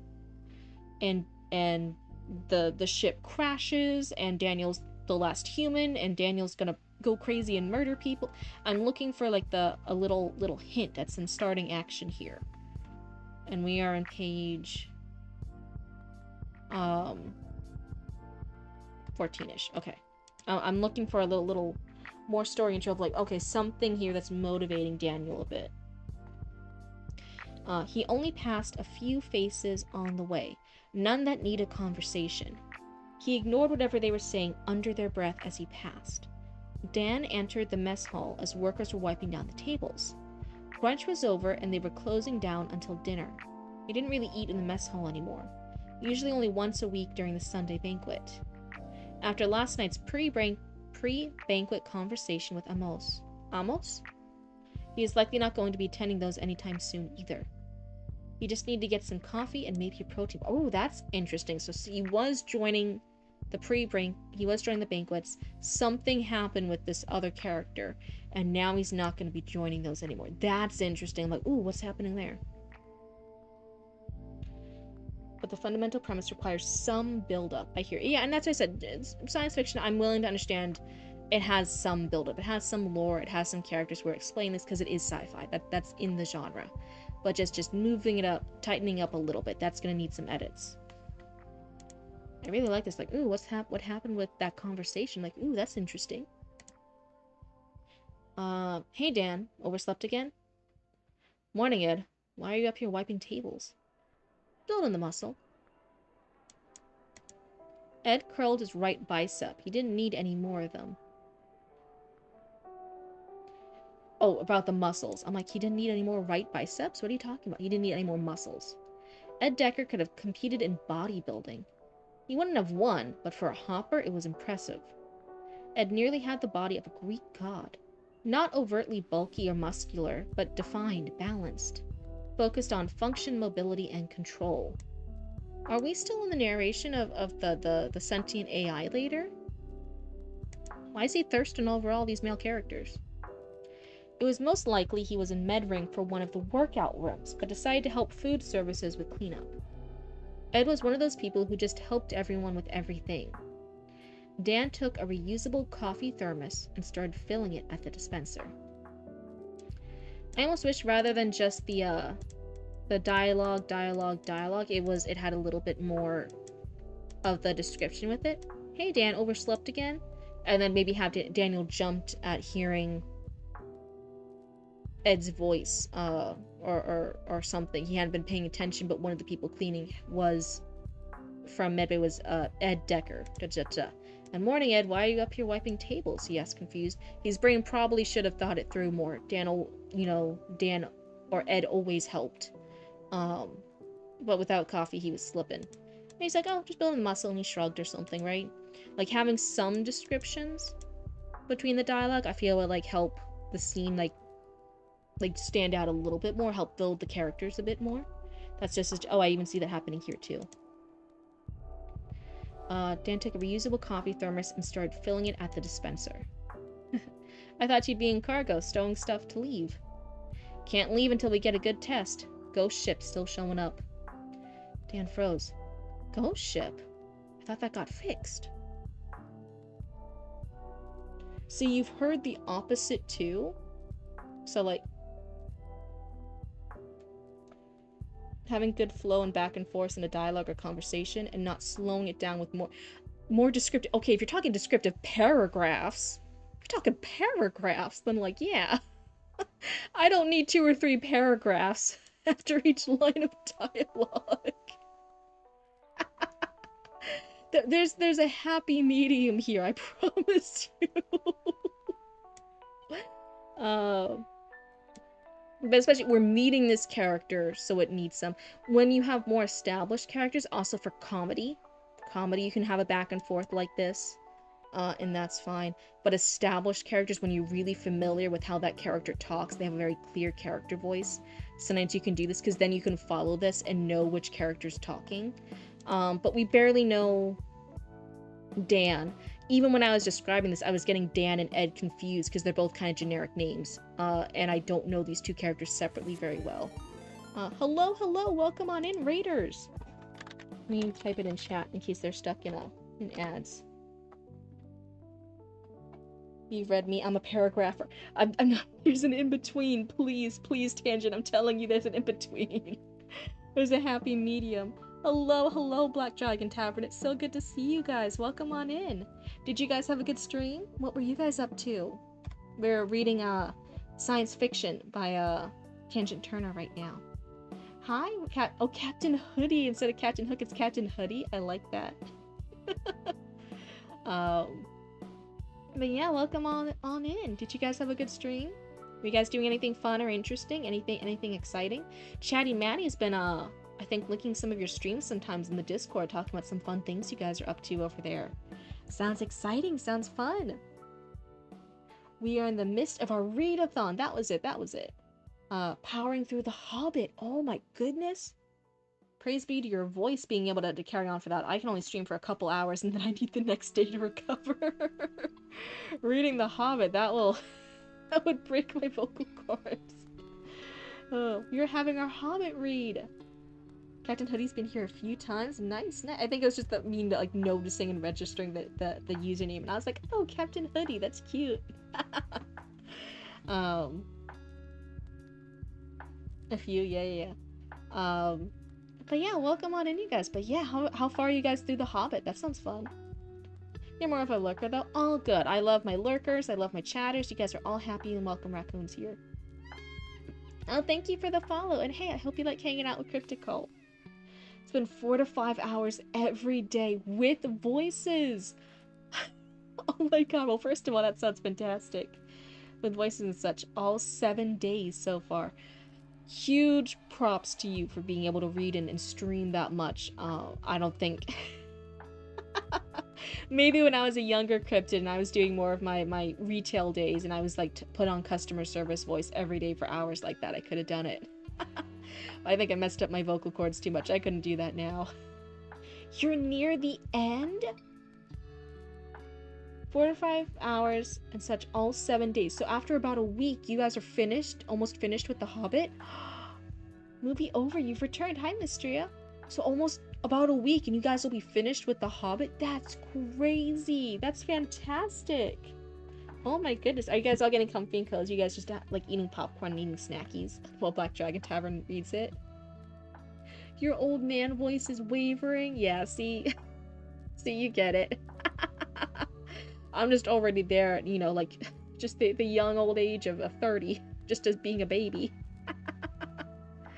Oh my goodness. But yeah, welcome on in. Hello, my little raccoons. Welcome on in. And we're going to continue reading this submission by Tangent Turner. It's science fiction, which is a little bit out of genre for me. I don't read too much science fiction. I'm not a huge like Star Wars or Star Trek person.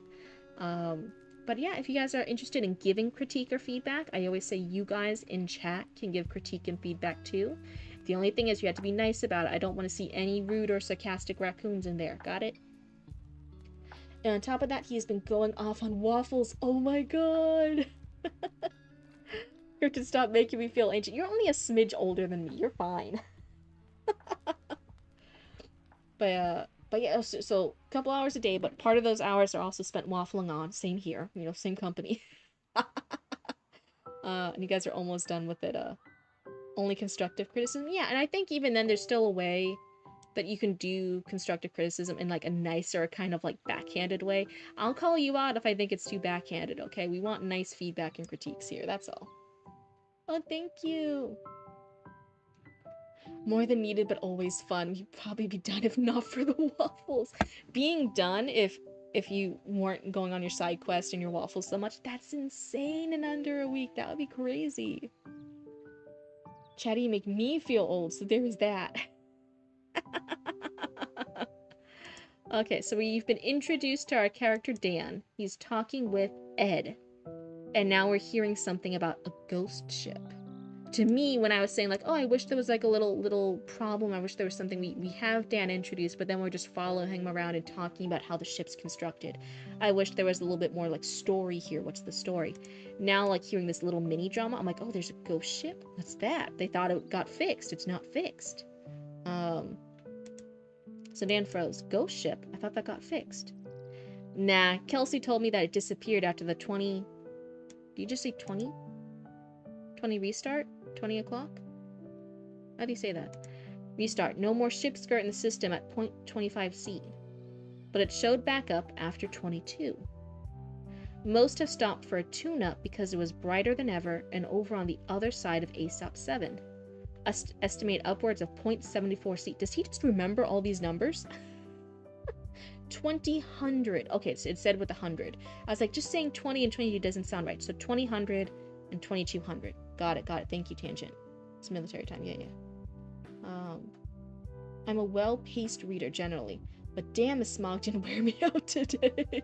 If it's just reading, I can read pretty fast. The fact that I'm saying things aloud, And then, like you said, also going on waffles, interacting with chat, hanging out. That's what slows me down. I don't think you guys understand. I know I like struggle sometimes reading things aloud, and that slows me down. I'm asking questions. If this was just me reading, and I was just like scanning my eyes over the stuff, I am like a really fast reader. Especially for my dyslexic ass. A lot of people stopped believing, and especially high school and college, they didn't believe I was dyslexic because I was such a fast reader now. And I'm like, no, listen, that was years. That was years of special education to get me up to this. Ed's wife is part of command. He's well informed, and secretly he knows what you're about to learn about Dan. Okay. Dan's hands were shaking, and he busied himself capping the thermos. At 0.74 C? That's insane. Aside from ignoring inertia, at that speed a ship would glow like a star. It'd literally leave trails. It'd be visible from Earth. Dyslexia and dyscalculia are a bear to deal with. Yep, you get it. I had both. I just didn't know that when I was younger, because I think the dyscalculia was like too big. So I was just like, oh yeah, it's like dyslexia. It's just dyslexia with numbers. And that's just what I always described it as. And then like later on I heard that, I'm like, huh, that's interesting. There's like a dyslexia with numbers. And Mama Cryptid was like, yeah, you had that. You were diagnosed. You had dyslexia and that one. And I was like, huh? Mama Cryptid's like, don't you forget, I worked really fucking hard to get you diagnosed, both in Massachusetts and in Florida. I was fighting the system to get you diagnosed. I know exactly what you were diagnosed with. Oh my goodness.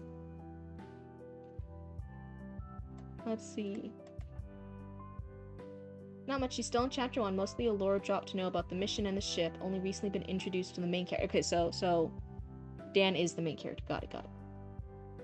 Teachers don't respect those conditions enough. Yeah, Cryptid, you can ignore any of the sciencey stuff you get stuck on. I own about 15 books on the physics of science fiction. So a lot of the information that you're tripping on, it's how science fiction concepts would actually look in our reality. That's fine, that's fine. Getting those diagnoses in Florida is very hard. My parents taught in Florida, yes, you get it. It was also hard as a little baby Cryptid in Massachusetts. The teachers just assumed Mama Cryptid must have been like neglectful of me because I was so stupid. They're like, you can't be this stupid when she seems so smart and sociable. There must be something going on at home that's making her this dumb. Otherwise, why can't this little girl get all these concepts like all her peers can? She doesn't seem dumb enough to have a learning disability. She just seems like she's being neglected at home. That's the only explanation. Poor Mama Cryptid's like helping me, like teaching me and doing all these things. She's like, no, she seems so smart, but she's just not getting it. There's something wrong. And the teachers, like, would actually, one teacher was really, really mean to Mama Cryptid and would, like, say things to her face and say, like, no, I don't believe you. I think something's wrong with you as a parent. I think this little girl doesn't deserve you. You must be failing her at home. That's the only explanation for why such a nice, sweet little girl could be acting like she's this stupid. And they would, like, use terms like that about me. And I was just over there like, I'm sorry. I'm really trying. It's just symbols on the words. I can't read it. Poor little baby Cryptid didn't understand. And then I got the testing and I got the diagnosis, and then she took all that paperwork and stuff to the meetings at the school. And then that one really mean bitchy teacher up in Massachusetts was like not making eye contact with her and like really silent for that meeting. And after the meeting, she actually apologized to Mama Cryptid. She's like, I'm sorry. She really did have dyslexia. I didn't understand. I thought that meant they acted stupid, and she didn't seem to act stupid. She just seemed to not be learning like a stupid person. So I thought it was you, which is insane shit to say. Like, wait, did you think I was stupid or not? None of her stuff made sense. That's just some teachers. But it was a hassle both in Massachusetts up north, and it was a big hassle down here in Florida. I think the only reason I got it diagnosed again down here in Florida is because we had the paper trail when I was in the education system in Massachusetts, right up north. Then they at least gave us the benefit of the doubt and put me through testing, and then they're like, oh yeah, this little kid, she dyslexic. Get her in there. Get her the paperwork. That's the only reason why. Let's see. They tried to say that about my daughter until I finally got them to test her after 4 years. Yes, you understand the struggle. and they diagnosed her with moderate to severe dyslexia. So yeah, even if you're like speaking up and you're saying it, parents really have to fight just to be like, hey, yeah, there's something wrong here. Look, they have a we're diagnosed, there's something off. Maybe listen to us. Yeah, you get the fight. It was a fight. Poor Mama Cryptid was fighting both in Massachusetts, and then if you moved into some other states, you got to fight to get retested and re-diagnosed with it. That's what she was struggling with. Bothers you so much. Learning difficulty does not mean dumb. It does not mean home isn't doing all they can. Exactly. Mama Cryptid was working so hard. She was doing so many things for me. She was having me like draw letters with Play-Doh. She was having like all the phonics programs. She was having the educational programs on TV all the time. She was going over homework with me. She was studying every single spelling test with me for hours. She was working so hard to give me everything she could to help me, and it just isn't enough, you know, because that's not you need other accommodations for that stuff. You work in special education, almost fist fight teachers on a semi-regular basis over this shit. They also say your Boston accent was a speech. Yeah, so I was over here. I moved down to Massachusetts. Mama Cryptid was trying to get me registered as having the learning disability with dyslexia and dyscalculia, which again I didn't know the math one. I still can barely say it. You know, what the fuck ever. And they refused her on it. They're like, no, she's fine. It's okay. She seems to be able to talk. She doesn't seem that dumb. She's okay. She probably doesn't have a learning disability. On the other hand, have you considered, you know, we'll get that off the table. We'll put this other deal on the table. Have you considered she has a speech impediment? And Mama and Papa Cryptid were taking this very seriously. They're like, wait, what do you mean? What speech impediment? What's happening? Is there something we're unaware of? And they're like, yes, I don't know if you're aware. If you're aware, your poor Cryptid daughter, she's saying things so finagled, so messed up, so off. She's saying things like wada. She's saying things like pakaka. I'm forcing the accent right now, but you can imagine I had a very, very thick Bostonian accent, Northern accent. They said it was a speech impediment. And Mom and Papa Cryptids, who, you know, again, they were from Massachusetts, but they had the Boston accent too. They were like, no, you fucker. That's just an accent. And they didn't believe them, even though they could hear all of our accents. They were just like, yes, it's contagious. The whole family has it.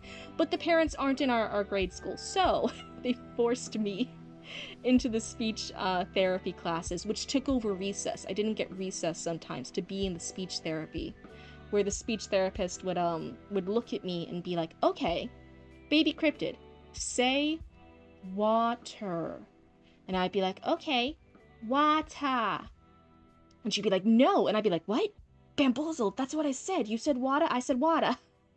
And she's like, no, say wa. This is play by say wa. And I'd be like, what? I understand that. I understand what you're saying. Okay, wah. See, I'm following with what you want. I'm saying wah.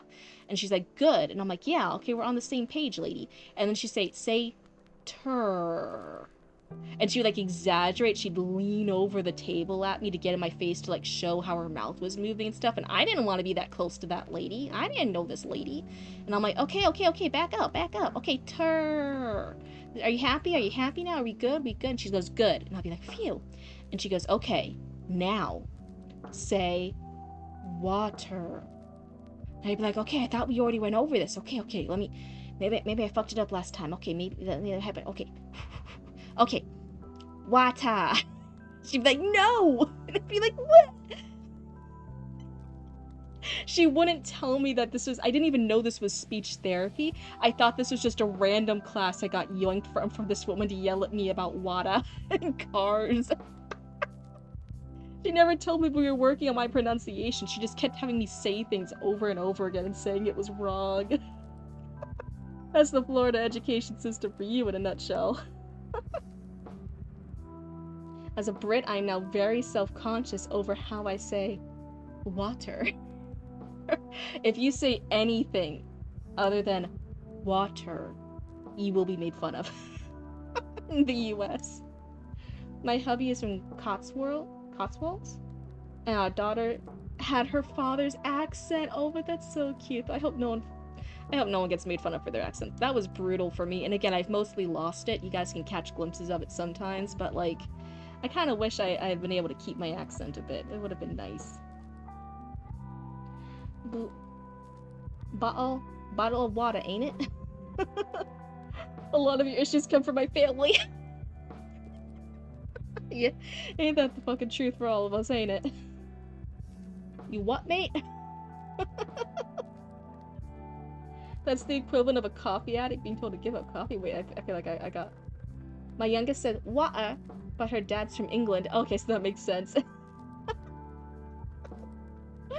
Oh, no. Yeah, water. Give me a bottle of water. Honestly, I don't know at this point. Not line editing. The book isn't finished, and I recently lost a lot of drive and inspiration due to life events. Are you just interested in beta reading? I think even if you're getting beta readers, it's still very... You should still be very clear of what you want the beta readers to do.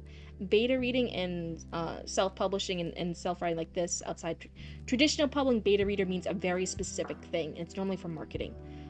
But in stuff like this, when we say beta reading from like fanfic world and self-publishing and other things like this, it's a very murky area. You should still be very clear of what you're asking beta readers to do. Do you just want a vibe check? Do you want to say, like, did you engage with these characters? Were you following along? Was it exciting? Was it engaging? Did you expect the twist, or were they surprising? Did you like the ending? Or are you looking for line edits? Are you looking for copy edits and spell checks? Are you looking for more like what I do, where I'm looking at things as a whole, where I'm looking at developmental editing and some minor line editing, right? Where I'm looking like, we started at the beginning a little too late. We need to move this beginning up.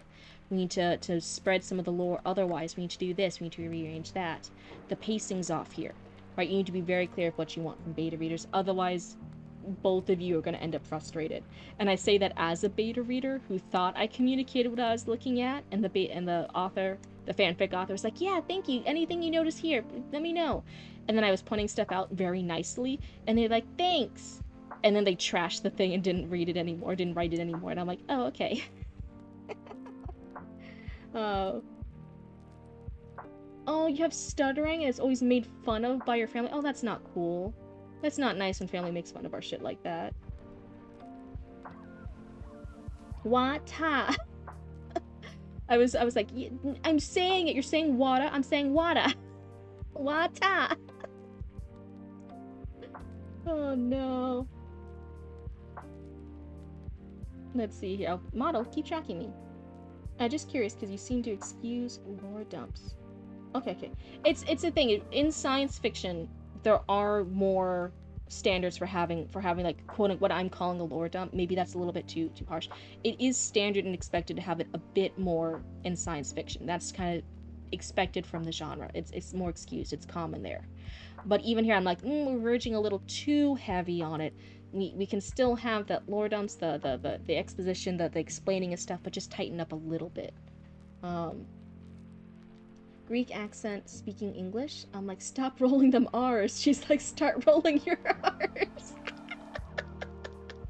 Oh man. You grew up in Tarpon Springs in Florida. Greek community. You were a Florida cryptid? Oh, hello. Yes, I'm a Central Florida cryptid now. Oh, that's great. Like this, to be fair. Yeah. Cryptid demolishing half the story in 5 minutes. Wait, I just been demolishing myself for the past 5 minutes. Talking about the Florida education system. My bad. It's one of those things you just deal with in science fiction novels. If anyone has an example of one that doesn't lore up, please let me know. I'll learn from them. Yeah. Okay, I'm just catching up through chat real quick, and then I'll focus. Understand that stuff happens, and I stopped. But I was assuming being okay, PP, don't be rude in chat. Don't be rude. Then it won't stop being exceptional. Yeah. You can't just stop rolling R's. Not rolling R's. You gotta be rolling R's. Triangle. You're in South Dakota now, but I grew up there. Okay, nice. I worry about spacing out the information too much. The chapters are already near 4,000 each. Splitting it up into extra chapters to split up the lore would feel more artificially inflated to me. It's okay. Just talking to Kami. Okay. Yeah. I don't think we're talking about splitting up chapters. Like, oh yeah, it should be a later chapter that has the lore. I'm saying generally we weave lore in between paragraphs. There's a paragraph of a character doing something and they're explaining a tidbit of lore, and then when it's needed, then we explain the relevant stuff, and then a character does something and then some lore. Normally it's weaved in throughout. It's not just like, okay, the first half of this will be lore, the second half of this will be the character doing stuff. You know what I mean? I hope I'm explaining that right. You used to be a very sci-fi nerd? Oh, and you now not as much? Okay. You know how to like deal with it within your own writing. Just like make it synergize with the rest of the story. You bug. Are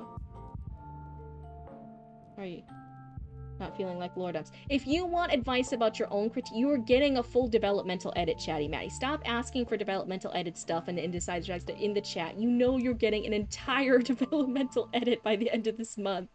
You are fine. How is everything going? Hi, Deshead. I feel like we went on a lot of tangents. Hopefully, maybe I can focus now. I said after I caught up with chat, I would focus. Now I've caught up with chat, so I guess we can focus. But yeah, I don't want you guys being rude with your critiques. PP, that was getting a little close to being rude here, just as a warning. Just watch yourself. But otherwise, yeah, I do think Lord, as I said, it's in genre, it's totally expected. And for a tangent turner, if I was making it seem like it was entirely different chapters you should do, or how to separate it, and it wasn't being clear at what I was suggesting, then I'm really sorry. That wasn't what I was suggesting. I was just saying in how this gets split up should be more of weaving information in with the character going through the plot. We can get the character action in a line, and then when he's doing something, like when the character's like, oh wait, shit, like the engine room's gonna explode, he runs over there, then have the Lord up explaining the engine room, where it is, how far is he, can he make it in time? He normally makes it there in 15 minutes, he needs to get there in 2. Oh shit, and then explaining all that. That's kind of how, with other things, we balance the lore and the setting and what's needed with the character's actions. That's kind of the vibe. You bug Castle and his wife too. Is Florida Man still there in the Cryptid universe? Maybe all of humanity... I think Cryptid thinks all of humans are Florida Man and woman. I don't think she realizes there are non-Florida Man and woman. She thinks they're all crazy. But see, that's what I did. I explained the ship build as he's walking to the mess hall. Okay, let's look at it. So let's look at that example. So let's see.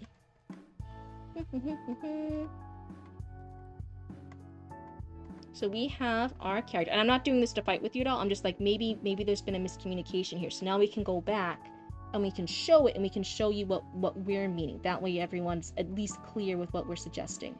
And maybe not getting frustrated with like, oh wait, I feel like no one's understanding this. Maybe I do this instead. And I feel like we're going to maybe extremes of either end of stuff. So let's see. We have Daniel leaving his room. He clicks on his boots. Then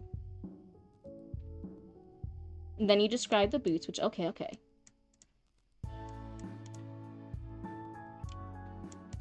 So now he's going to the mess hall, right? That's where he's going to get coffee.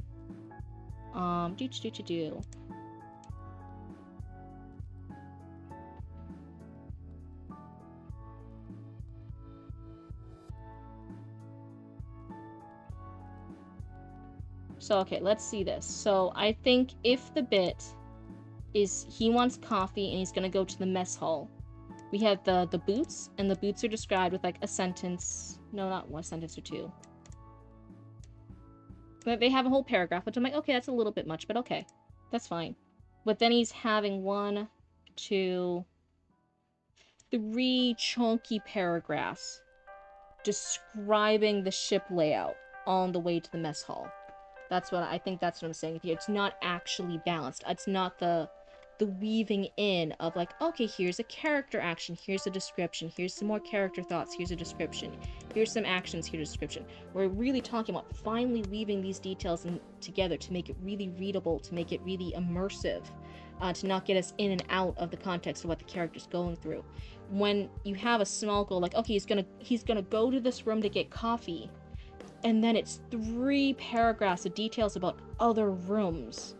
the lab ring, the this ring, the this, that. And then it's like, okay, do I need to be writing notes about this to remember this layout for later?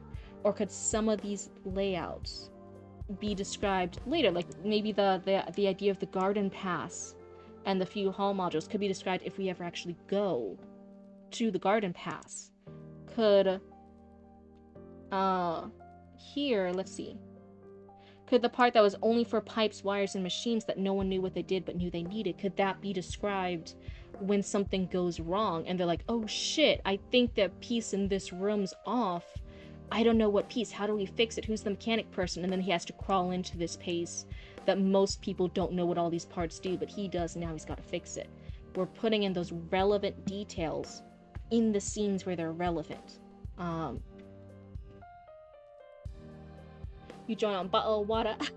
I'm sorry, Triangle. I was going on a side tangent of the accents and stuff in Massachusetts coming to Florida. That's what's happening here. But now we're focusing again. Now we're getting back into Tangent Turner's story. You're an elf, you don't count. Cryptid sees a regular human doing a very normal human thing. Cryptid, that's the most craziest human I've ever seen. Oh god. Oh god. Why are they doing that? Quick, get me my human notebooks. I'm writing down all this crazy stuff. That's an insane person. This is on the same level with looking in the mirror character introduction. The justification to supply all this info right now is technically present. Rather feel, yeah, I feel like, again, we can have some of these details, but I think some of these details could be used later at other parts when they become relevant. That's what we're talking about, really finely weaving in stuff here. When we have multiple paragraphs describing something, and it's just the lore, the description, the scenery, the setting, all the little details of how the ship works, all these rooms that we're not even going into, really, that aren't relevant right now. I'm like, okay, is this another mini lore dump? That's why I said, oh, this part's a lore dump. I hope that makes a little bit more sense. I hope that way you're not frustrated being like, wait, I'm doing what Cryptid says. Why isn't she noticing that? It's because I think we're still a little bit unbalanced with the descriptions and the lore versus the character actions. So we have the 3 or so paragraphs describing the setting and the ship startups and all these different sections.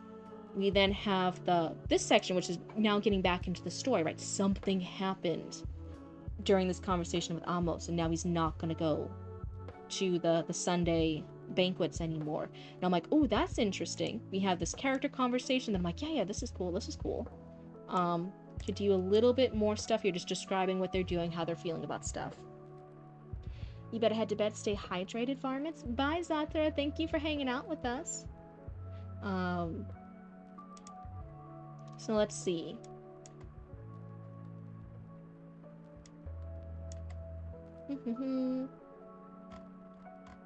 So you were specifically referencing that one.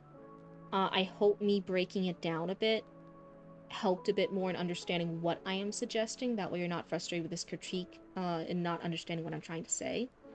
So now noting that, if you're still okay with it, we can keep going. So it would be visible from Earth. Dan prided himself in his pursuit of realistic science fiction. Movies seldom got it right. Technobabble about jumping to light speed or folding space or slipstreaming yourself past all the math was fun on occasion, but all the good ones suspend the disbelief just enough where you wondered if that just might be possible. Not frustrated. Yeah. Good. I'm glad. Sometimes that's always the word, right? Sometimes I only see like occasional stuff on chat. I can't see how other people are reacting to my critiques and how I'm saying things. So it's always like, ooh, hopefully I'm not stepping on any toes. I try my best though, but even I know I make mistakes sometimes. Sometimes I even look back at my own critiques and I'm like, I was tired then. I was frustrated at something else. I went a little too harsh on this. When like the exact critique before, I wasn't as harsh on it. So that's why I'm always trying to self-evaluate myself too. I'm like, was that a valid thing? Was I too harsh on that? Stuff like that.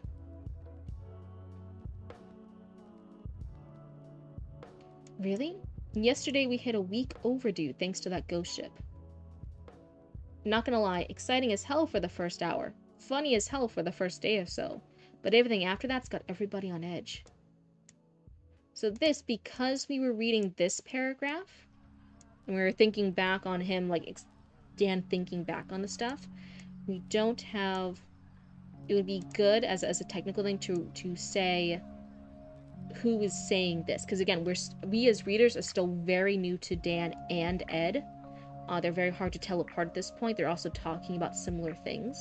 Besides for the coffee line, we have both Ed and Dan being introduced talking about the same subject, so it's a little hard to differentiate them. So I would say something like, oh, like if this is Ed talking, be like, Ed was focusing on cleaning one spot on a table. It looked like dry ketchup or something. I don't know what they're eating here. Dry ketchup. He wasn't looking at Ed as he said, really, yesterday we hit a week overdue thanks to that ghost ship. Not gonna lie, and etc. Like he says this, but then to reestablish who's talking. Because otherwise, as readers, we gotta forget this past paragraph and remember, oh wait, I think it was Dan speaking here, and then this should be the Ed guy. And then this should be the Dan guy again, saying, yeah, I noticed.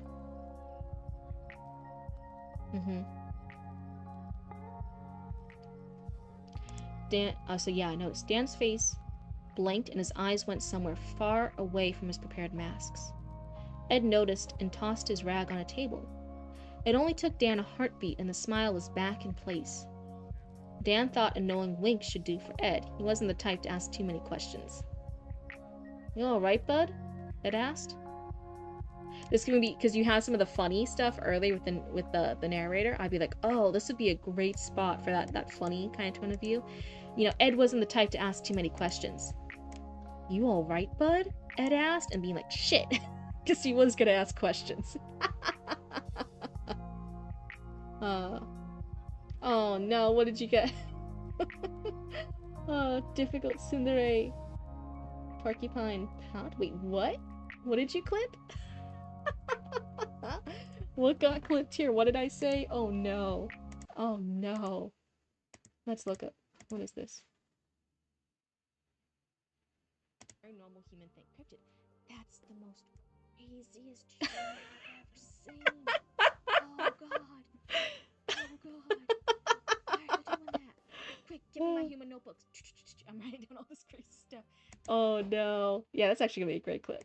I don't know if you guys noticed, I actually started to upload some of the shorts, some of the clips onto YouTube Shorts. That was an insane experience. That was fucking crazy. Did I tell you guys about that? Did I tell you guys? Like, so most of the VODs, I know a handful of you watch it sometimes, right? And I'm not expecting anyone to watch the VODs, right? It's just mostly for me to later on look at what happened, you know, a year from now, 2 years from now, 3 years from now, see how we grew up as little streamers, right? Little blue people on stream.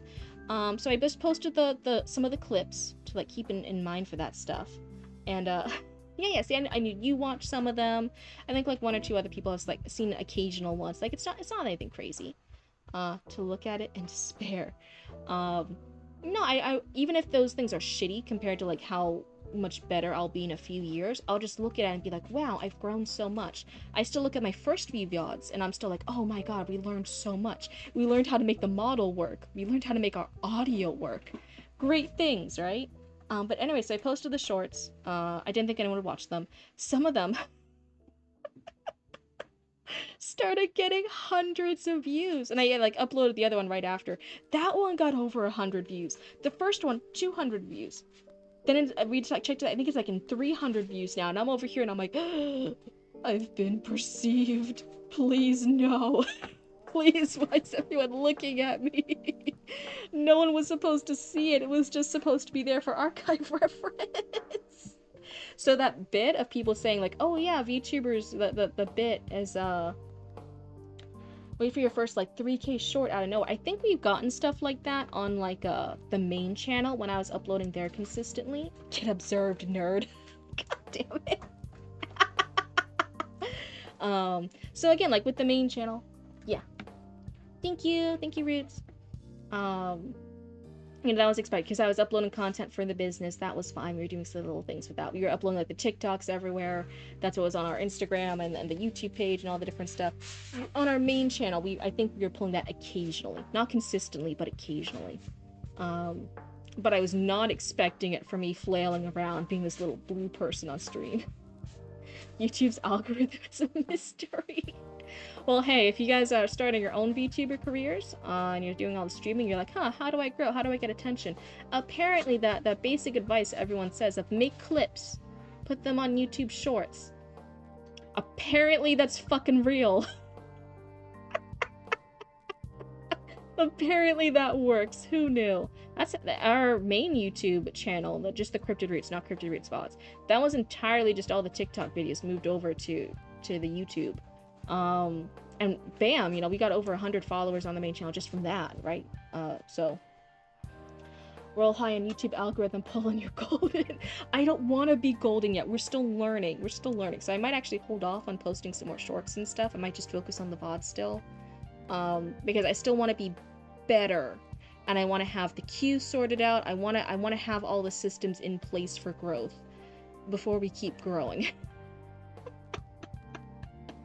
We've been growing a little too fast for me and Roots to keep up with, so I want a better system in place, and then we can be observed. Maybe that's silly and naive of me, but that's the plan right now. But yeah, that's been funny. Keep growing. I don't want to keep growing. That's too scary.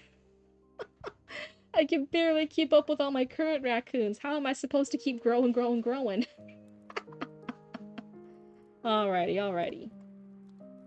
So let's see here.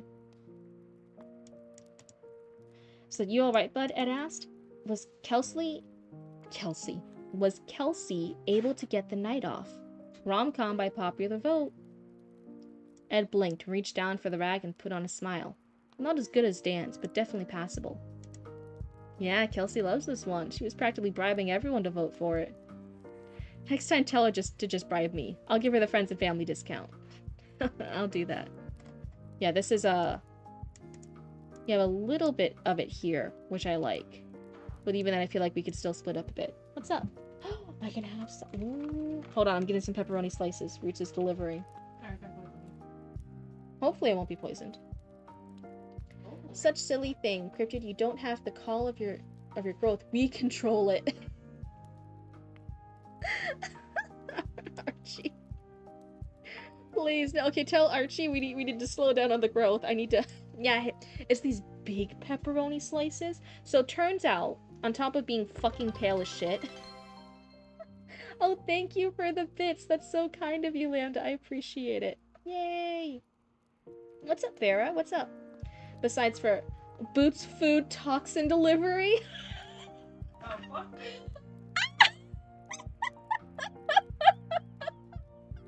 Roots heard me. They're saying Boots food toxin delivery.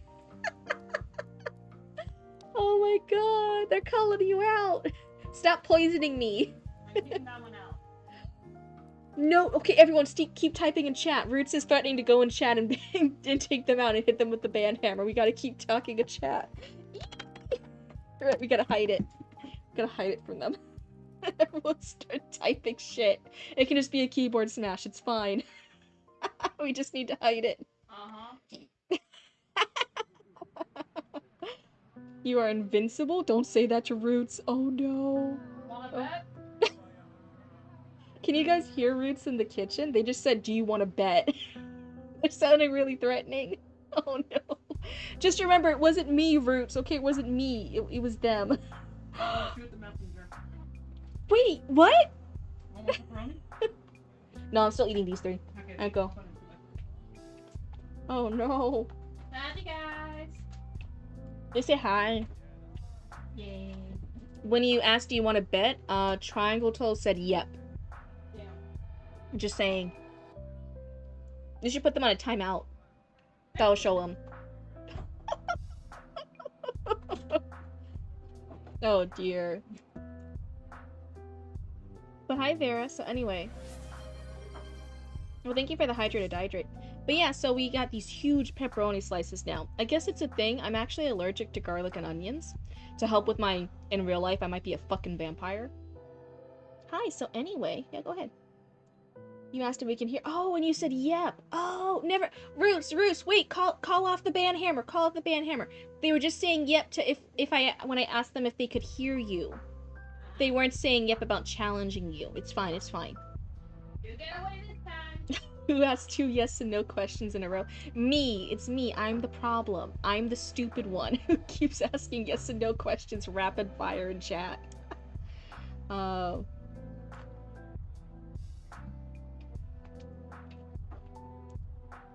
Spare us your mighty hammer. What do you think of the liquid? I haven't clicked on it yet. Wait.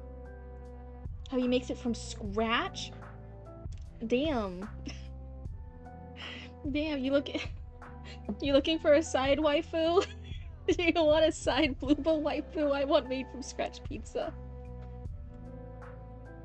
Let's see this this link. What's the new clippy? What's the new clippy? Dough and all. Oh my god, stop tempting me.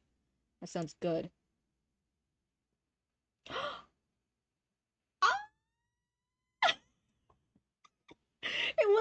It wasn't a link to a clip. It's a clipping channel? Cryptid's Clipper? Subscribe. Wait, is this an actual clipping account you made? Oh my god, that's fucking hilarious. That's fantastic. Wait. Wait. Oh my god. You have created the clip channel. That's... Oh my god, wait, I'm so... I need a blush toggle on this model. Thank you, that's so sweet. I'm so excited. Okay, and I always say, hey, go ahead. Sometimes people are asking, like, oh, can I clip that? Or can I record this? And I'm like, well, it's a stream. Yeah, you can do that. Is that a thing you have to ask permission from other people? I don't know. But, I just need a fan art of yours and I'll start clipping. we have the PNG tuber mod. Does that count as fan art? I don't think that's fan. That's like official art. Wait, there's a dedicated channel to cryptid clips? There is now! There is now! Yeah, Zoe the Archivist just made it. They just made a YouTube channel that's gonna be the Cryptid Clipper. That's so crazy. I feel like, oh my god! That's so funny. I'm so excited. I'm gonna be tuning in every time. I'm gonna be like, wow, this is so great. What great content. And then I'm like gonna have to like step back a bit. I'm like, oh wait, that's me, yeah.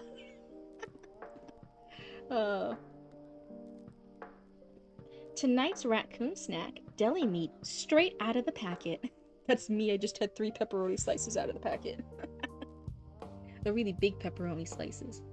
But yeah, it turns out a lot of pepperoni, when it says like it's made with like the spices and stuff in it, those spices are like garlic. So I was having allergic reactions to pepperoni pizza. Because the pepperoni has the garlic seasoning in it. That don't matter to me. I was willing to die for it. It's still tasty. You were about to ask if it contained garlic. It did.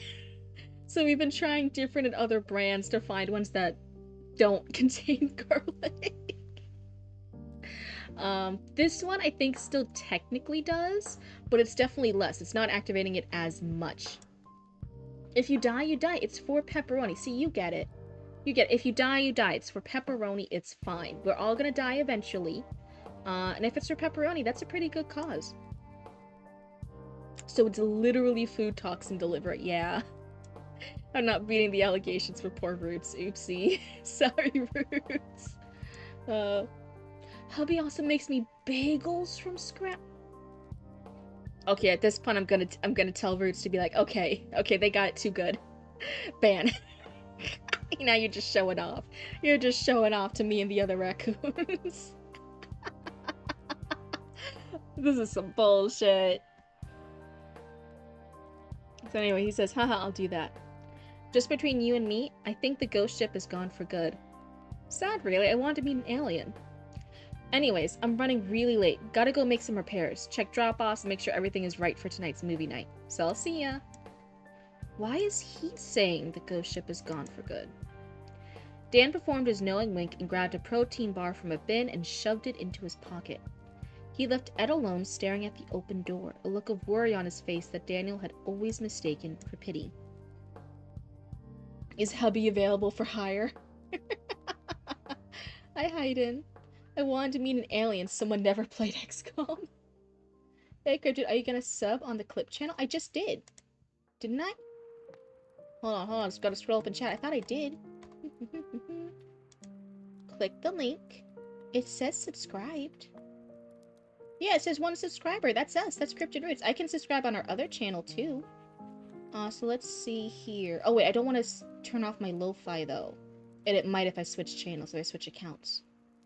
Maybe it won't. Cryptid Roots VODs, and then subscribe. Now you has 2 subscribers. If they're both me, but hey, you have 2. It's 2 of me. You got the late notification. You got 2 followers right off the bat.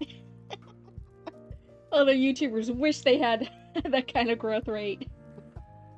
Had to go through a very bad marriage to leave my ex in order to be in the right place to be with my current husband. Oh, well, one, I'm sorry you went through that. I definitely feel like with being with some really bad, unhealthy, like scary relationships. I feel you there.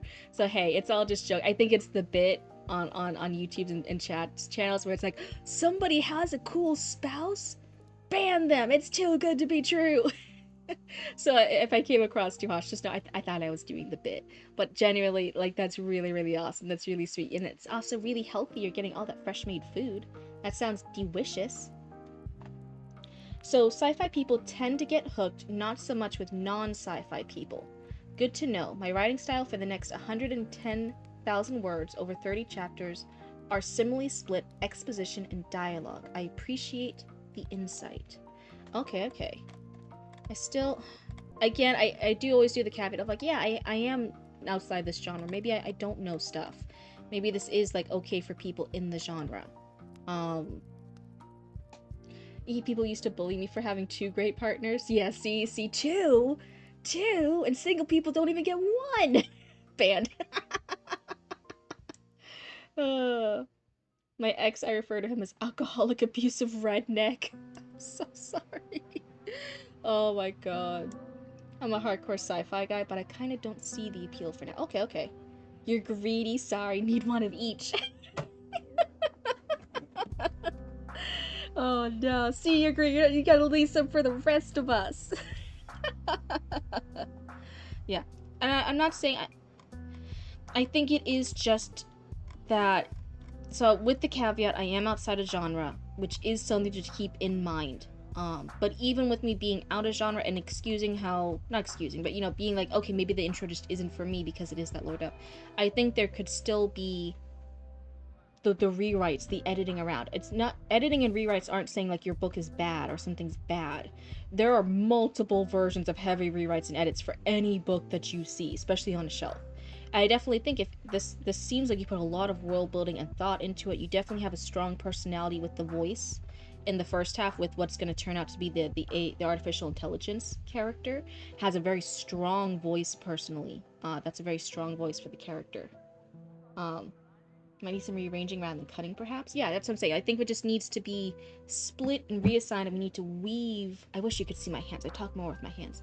We need to weave in all these details between the character actions and motivations and thoughts with the lore, and that would make it a stronger piece. Even keeping in mind that in this genre, it does skew a little bit more to that heavier lore dump sometimes, just to explain things. King, what's the best ara clip in memes? Oh no, you're only gonna have people know me for my aras. And they're not even good aras. I'm only gonna be known for the subpar aras. Oh no. I'm curious about your reaction to the science fantasy I have on the back burner, where one point of view sees everything through a fantasy lens and the other a sci-fi lens. Again, sounds very, very cool. I think with anything, I don't know a better word to say than gimmick, but gimmick sounds ruder, like I'm putting it down. And I'm not putting it down. Maybe this interesting trick can also have a negative connotation. This interesting bit, like the interesting little shiny sparkly thing that science writers do, can always be cool if it's done right. There's like a little exclamation mark. If it's done well. If it's done right. And I always say, if something is pulled off well, I'm like, hey, this is great. This is fantastic. I really like it. And sometimes if it's just trying too hard and it's not being pulled off and it's just it's interfering with the story here, I'm like, hey, maybe we actually need to get rid of the gimmick or the trick or the cool little interesting shiny thought you had in order to tell the story better. I would always rather have a well-told story than a mediocre story that's not being pulled off well because there was a shiny little cool gimmicky thing that you had an idea about. Between the two, full disclosure, I'll always be like, no, have the more well-told story. Once my phone is fixed, I'm gonna start editing clips. Oh my god. I can't believe it. Wait, how did I get blessed with this? How did I get blessed and simultaneously cursed with this? Now all my failures are gonna be clipped. Oh, I know, this chapter particularly has been rewritten and edited like at least 20 times. It used to be longer, have more exposition. This is actually pretty light to what it used to be. The order might need to change, but I find that a lot of the lore you need for sci-fi doesn't fit in those gaps so nicely. Oh, thank you for the hydrate. Oh, I'm almost out of my water, actually. Thank you for the hydrate. Here's your sippy. I got like one sippy left. That's it. And then I had to refill my water. Craziest human ever seen. If you want to send it over, you can take a deeper look. Oh, Duncan, that's so nice. Thank you so much. I really like seeing you guys offering, not just for me, because again, I'm one point of view, and again, I could be a wrong point of view for your particular story or what vibe you're going for. So seeing other raccoons like offer to like read other people's works and edit and give their own feedback, I'm like, yay, that's a writing community. That's the thing. That's the bit. That's what we're all rooting for here. So thank you guys. It all started by me migrating from your YouTube. Yeah, but even then, you know, that's so like that's not, I can't ever, I think as a creator, when your other people are doing things for you, and it's still very weird to be a quote unquote creator, right? Like when people do things for you, which is what fan art is, which is what fan fiction is, which is what having people do clips for, which is having people make a clips channel. When people do things for you, again, you can't control people. That's people doing things out of their own will to do. That's people out of their own desire to, out of their own like wanting to be part of a community, out of being part of a fandom, quote unquote.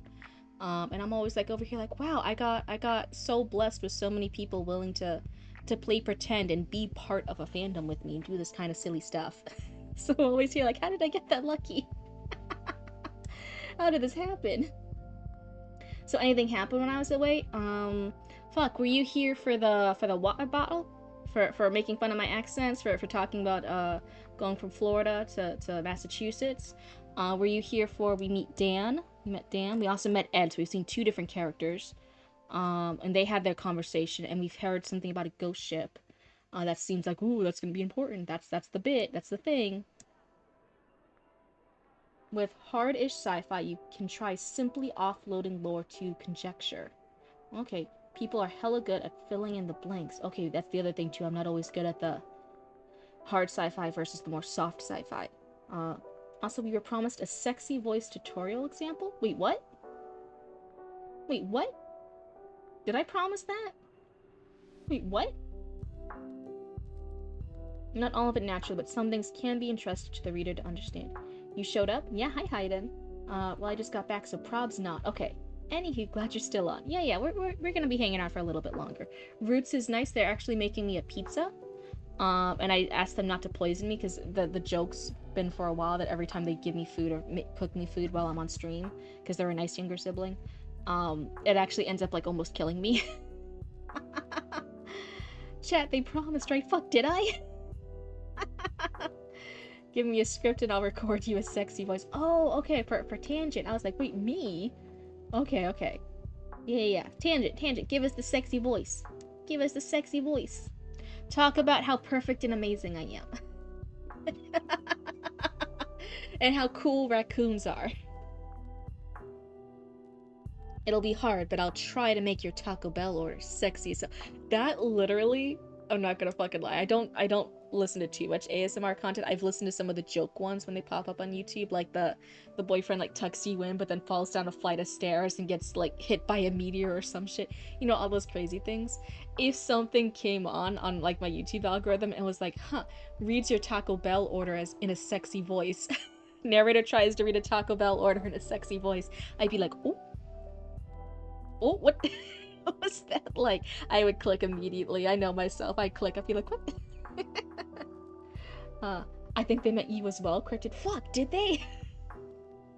Zoe the Chronicler. Wait, is it? Wait a second. Wait a second.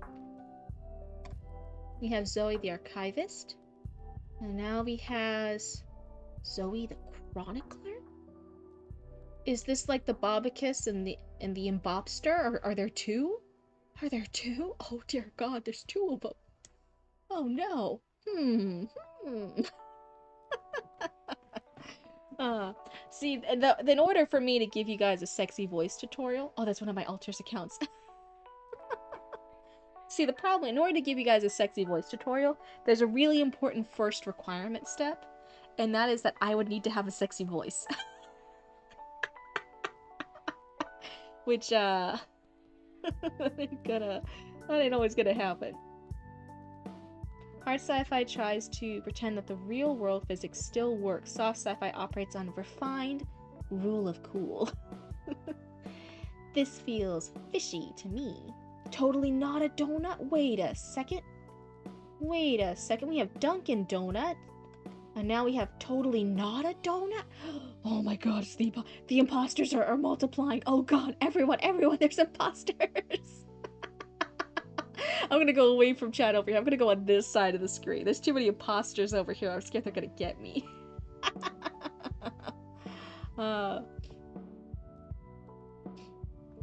Humans are hard sci-fi in my world. The aliens are the rule of cool because they're several million years ahead of us. Oh, I like that concept. That sounds cool. Zoe, are you learning to multiply? Try talking lower and softer. I feel like the S's always get like really harsh when I talk like too soft. I even feel like now with my normal voice, especially in recordings, I'm always like, oh, I hate my S's. The S sounds. I'm like, oh. Sus. This is what is common in a sultry voice. Oh. There are two Among Us's among us. For real, sis, this is sus. Oh no, now the imposters keep saying like they're real, and I don't know, guys. What if the originals are the imposters? I don't know. They seem like Zoe the Chronicler seems like they've been here the whole time. You know, they fit in so well. And then, I mean, not totally not a donut. I mean, that could totally be like a valid username. I don't know. Maybe they're not imposters. Maybe I jumped the gun a little bit. Maybe they're totally fine and normal, and really it's the Archivist and Dunkin' Donut who've been the imposters the whole time, and they've been playing the long game. Cryptid is the imposter? She's actually not banned. Oh, thank you for the follow. Oh, the relic. Get out of here. You're gonna make the Oni community mad at me. Oh my god. I'm not an Oni, I'm a cryptid. So anyway, let's see. Where was I?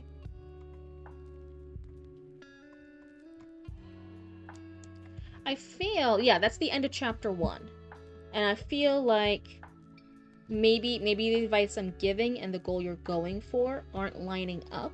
So I would say like, oh, we could start chapter 2 a little bit. We could see like how this is going a bit more. Now that we're a little bit more into like the story, quote unquote, what I'm calling the story, the action, the character doing stuff section. But maybe if my advice isn't lining up with the goal and the vision you have for this, and I'm not genre savvy enough for this, which is totally valid. That's not an insult. That's not an insult to say like, oh, this editor, this critique partner isn't seeing my vision. They're not aligning with it. So I think for now we can stop here. And I've given my advice. I've given the best critique I personally can, and we've also had some other like advice and like feedback in the chat. But I'll end it here. If you think my stuff is still helpful, even just a smidgen, then hey, when we open up the queue again, feel free to resubmit. But if you think like, no, the Blueba here is not getting the vibe, she's not sci-fi savvy enough, she's not seeing what I want this story to be, that's totally okay. I never want you guys... Luna, what are you doing? It doesn't hurt my feelings to realize like, oh yeah, I'm just not the right person to critique that. That's totally fine. That happens with everyone. It's okay to tell people, to tell me, to tell beta readers, to tell critique partners, to tell other editors, to tell anyone to be like, I don't think we're meshing right with this. I don't think you're offering me feedback and critique. I don't think you're the right fit to offer feedback and critique. Cryptid is very close to chat right now. Wait, wait, wait, wait, wait, wait, wait, wait, wait, wait, wait, wait. Now I'm scared. Why'd you say that so ominously? Why'd you say that so ominously? I'm gonna drop that off right now. This was Tangent Turner.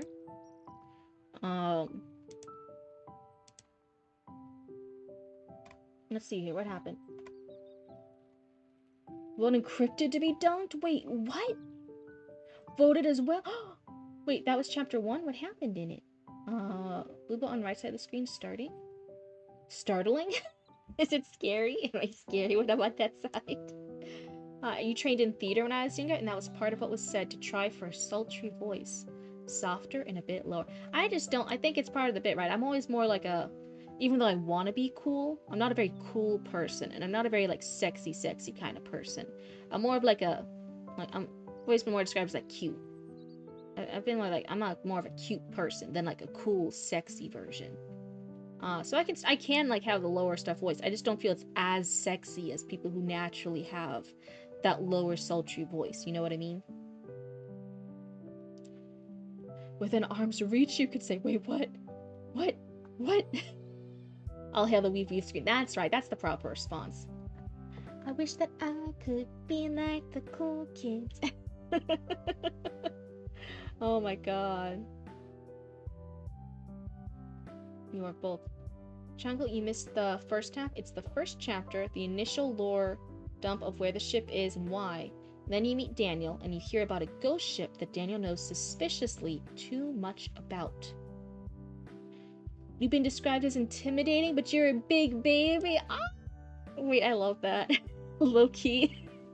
I know it's bad to talk about, like, real-life human beings as, like, characters. That's not, like, a cool thing. I've been done, like I was a person in school and people would, like, ship me with my friends when I was in high school.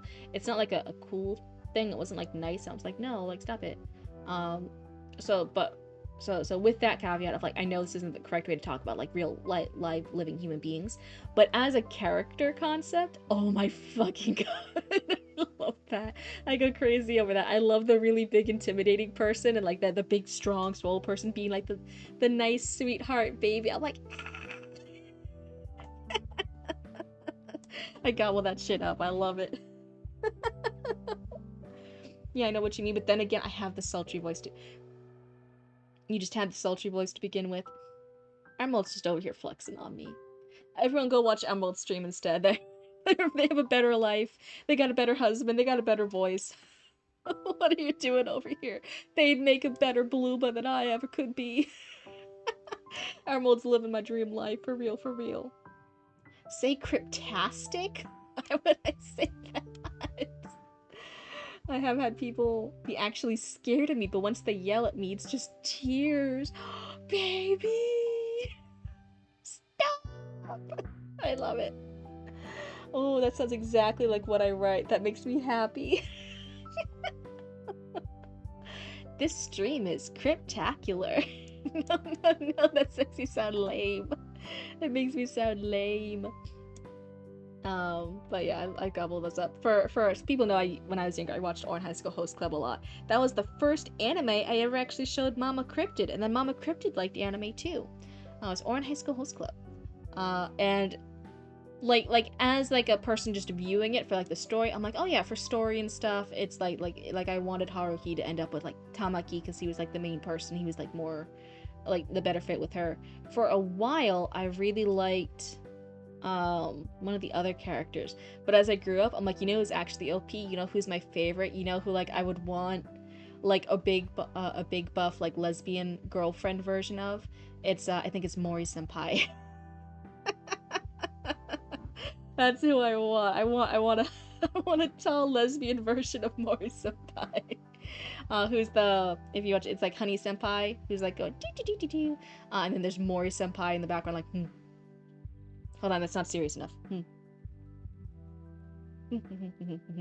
Behind Honey. That's what I want. That's the relationship dynamic I want. Oh. Huh, I technically started the cryptid descriptor words. That's true. You were doing it in the Discord. Yeah. My sister watches stuff like Psyche K. I did watch some of that. Chainsaw Man, I haven't watched that yet. Because I think it gets sad later, right? I got her on Evangelion. Okay, I haven't watched that one either. I still make fun of her for the fact that she used to watch My Hero Academia. I don't watch that one either. When I know stuff's gonna be sad, or I have an inkling in my gut it's gonna be too sad, I won't watch it. I can't watch sad. I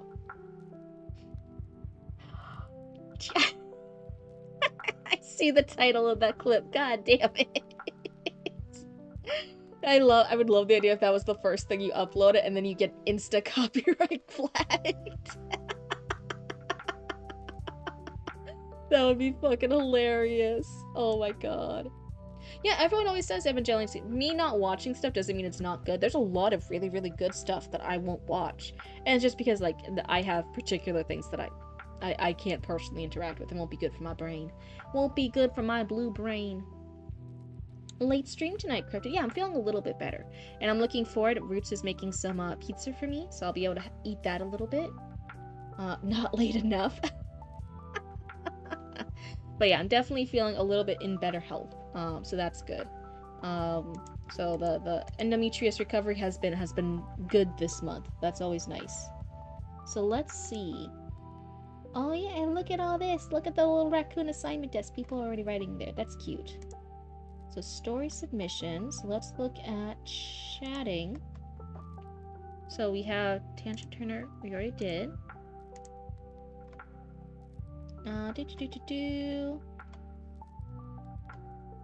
So we have Deathhead, Lambda, Heidenheart, and Bobicus. Those are the 4. Okay, those are the 4 who were also saying they'd be on tonight and that they're in the queue. So let's see here. We did you author relic. JK, but you're saying truth? Oh no. Listen. I got work. I'm self-employed. I gotta keep making stuff to make that money. In answer to your previous question, he is not available for borrow. Oh. Is he available for rent? No, I'm kidding. That's just a joke. Oh my god. That's kind of one of the things, right? Where it's like, no, you can't borrow me. You can't just use me. Oh, but I can be rented. Okay, do. Those cryptorillions? I wish I had cryptorillions. Oh yeah, literally, I'm getting like so pumped up though. We're still working on patches for the World Oddities Expo for next month. But soon I gotta get into making all the clothing, all the beanies, all the hats, all the new tank tops. There's a lot of cool designs, and all of them aren't on the Etsy shop yet. And haven't been for a while. There's a lot of stuff that's only available in person, and there's some stuff that's only available on Etsy. But I'm getting really, really excited about making all that stuff, and having that at the World Oddities Expo. Speaking of, I mentioned I want to try and do a little vlog or an overview of us at an event and like showing the event and showing the different stuff, because I like watching other creators do that. That's how I learned how to do booths and go to different markets and stuff. But I was wondering, I know there's the VODs channel where we have the VODs and the shorts now, and then there's the regular Cryptid Roots channel. If I started making more not stream content, more like videos, more like regular videos, just yapping about stuff or explaining some things, what kind of channel would you guys be interested in that, and what kind of channel would you guys want to see that on? I think the VODs should just stay VODs, right? That's what my gut feeling is saying. It should just be the VODs and the clips from the VODs. I think that makes sense. But I'm thinking of doing videos where it's like either explaining a concept you guys like, whether that's something about, you know, writing point of view, what does it mean, or about switching tenses, or doing this, like something about writing, or about stuff with the business, or any other concepts. I'm like, I wonder if I should just do more off-stream videos and upload it to the Cryptid Broods. Then I just sound like every male, like, love interest protagonist being all dark and brooding. You would have my eyeballs? Aw, thank you. I'll keep them in your head. I don't want them coming out of your head. You can keep your eyeballs in your head. But yeah, I'll own them legally. That's fine. You should get more mushroom patches. Yeah, we make them also. Are you talking about the mini mushrooms? Yeah, we had to, are we almost out on the shop? I can renew it. Or are you asking for more designs and colors? Writing and editing advice would be cool. I feel like maybe it's still too soon for me to offer actual editing advice because like I'm still new to editing, right? I'm like okay to be a little critique buddy on stream, which is why I'm doing this. But I don't know if I'm experienced enough to offer editing service. I think that would be being a little too big for my britches. Too big for my blue britches. Long time lease 99 years? For what? Seems to already be your thing. Do writing guru stuff? Oh, I don't want to be like a full writing guru. Like I said, I'm okay being like a writing critique buddy. Because anyone can be a writing critique buddy. It's just getting critique. It's getting that feedback, right? About being an actual writing guru, being offering actual editing advice. Please understand. I am too much of a noob for that. I am a noob in those areas. I don't have that expertise. Yeah, I'm a noob. I'm a blue noob. I'm a bloob. Oh my goodness. But yeah, please don't trust other gurus who are fucking inexperienced with shit. And also, like, if I start acting hoity-toity about stuff I don't know, like, call me out on my shit. I can be a critique partner. I'm learning to be an editor. And Chatty Matty's gonna be my guinea pig with that. But I'm not hoity-toity enough to act like I'm any voice of authority. I mean, so are a lot of other writing guru channels. That's why it's really hard. Cryptid is a blooba. Yeah, fine. Don't trust them. Sad that you can't put the recent clip in YouTube? Oh no. It's a bloob, if you will. You could do rant reviews? Just kidding, yeah. Like I said, I try to keep this relatively positive, so doing too much rant stuff, I'd be like, there's already so much negativity in the world. The world's already so scary. You guys looked out there recently? It's crazy. It's spooky.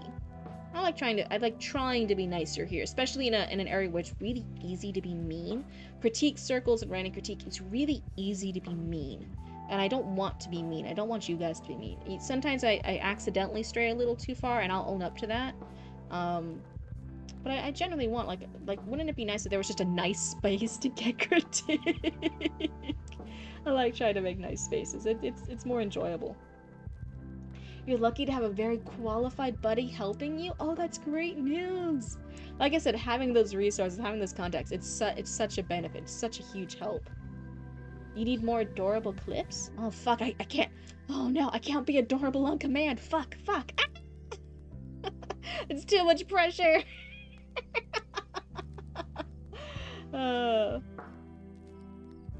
You have a 10-minute timer on your news app, otherwise you spiral. That's a good coping mechanism. I'm glad you realized that. I need to find some more better coping mechanisms for the news. Maybe do subtextual analysis video essays? Oh wait, I hate talking to people that are my superiors in writing. In my opinion, it's not you, Cryptid, that gives hostile critique. And again, not everyone's showing up for every single stream, right? Oh, thank you, Ari. Oh, Roots, wait, please help me. Could I have ice and soda? I love you. You're the best, Roots. You're the best younger sibling raccoon a Cryptid could ever want. They're just making noises at me. Oh no. So anyway, so let's see here. We have Hide and Heart, Lambda, Death's Head, and Bobicus. Which one of you guys are still up and will be up for like a little bit? I'm gonna say probably for a shorter critique. It's probably not gonna be as long as the previous ones were. It's probably gonna be a shorter critique because I'm gonna be eating pizza. I'm gonna be eating some snackies and drinking some soda. In the words of Eric Andre, every time I read the news, it's like sulfuric acid in my eyes. Yeah, and definitely if oh, thank you, Roots. Let me take a sippy real quick.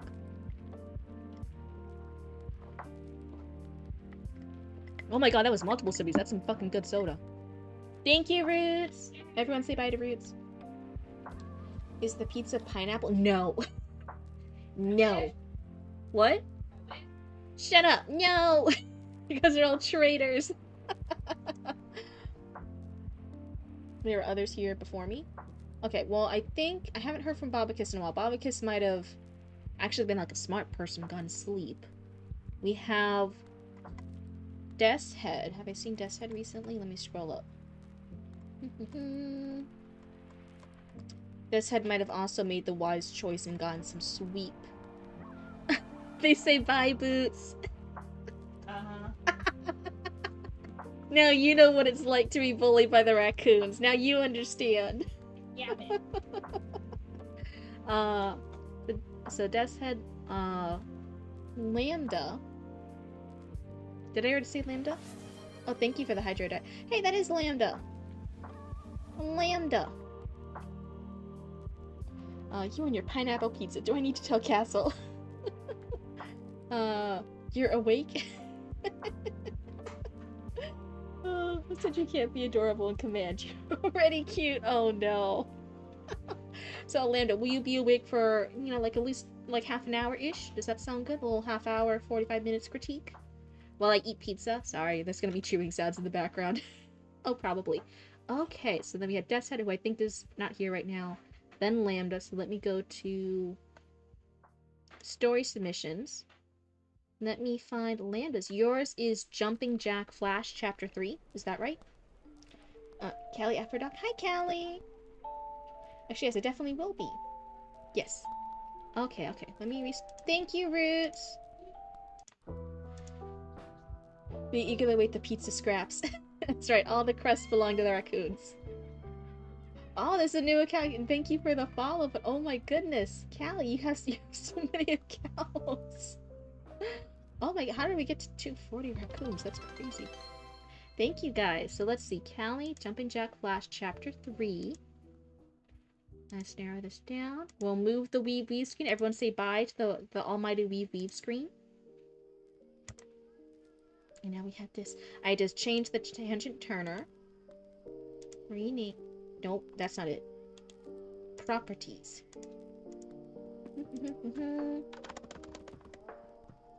That's gonna be Lambda boil. Capital B. And okay. How's that looking? Oh, it's actually looking pretty. That's looking pretty good. It's looking pretty good if I do say so myself.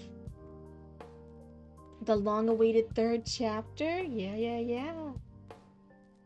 And I give grief. Pokemon fanfic time again. That's right. I wanna be the very best.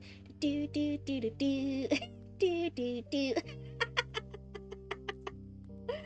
Oh. Wait, what? Wait, what? Wait a second, what?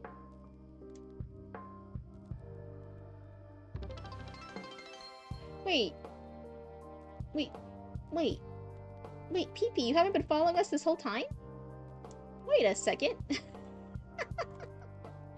Oh. Your beta reader thinks this is the best chapter yet? Wait, Pokemon, yeah, Pokemon fanfic. We read the previous chapters and stuff on here too, and everyone's been like, we need more. I think some people even went on and like found the fic online. We're like, yeah, now we're here. They got some more followers from it. It's really cool. They're unfollowing and oh, okay. No. Right now, how you've been? How do I get the earlier chapters? Oh, that's Lambda. You gotta drop your username and what site you're on other fanfic sites. That way you can have your growing audience of fans. If you're in the Discord, I can send you my AO3 with the full story. Well, what's done so far, rather. I don't like people posting links in chat, but if you want to say, if you're okay with it, I shouldn't say that. If you're okay with it, and you want to let anyone else in chat follow your fanfic writing, you can post your username and then it's on AO3 here. You can just say the username and then it's on AO3 here. I'm very G in Discord. Nice. Share your sexy writing. Is Kmart brand? Yeah, there we go. CCC. If you enjoy your stay. We need an entire stream just reading fanfic. Well, then we need more people submitting fanfic. But no, like I said, we accept fanfic, we accept outlines here, we accept like draft ones, we accept drafts 362. It's a nice Friday. I haven't taken a bite of my pizza yet. Let me take a bite real quick. Oh. Nom, nom, nom. I hope you guys can't hear me chewing too loud. I'm so sorry if you can. We have another cultist with the exact name. I know, it's crazy.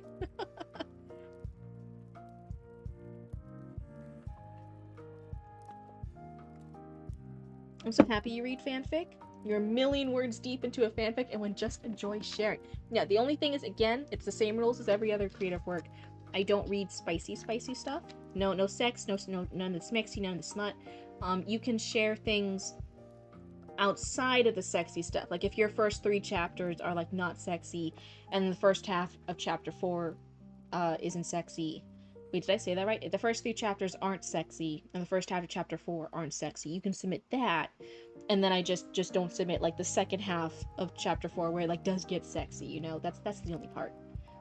Pizza Chew ASMR, no. But no, that's why I say I love fandoms. I love fandom culture, especially when it's good. I love starting that. And fanfics are huge fucking part of fandom community and fandom culture. And the love of creating something and playing pretend with another quote unquote IP. But it's just the love of the game. It's just the love of playing around with characters or settings or scenarios.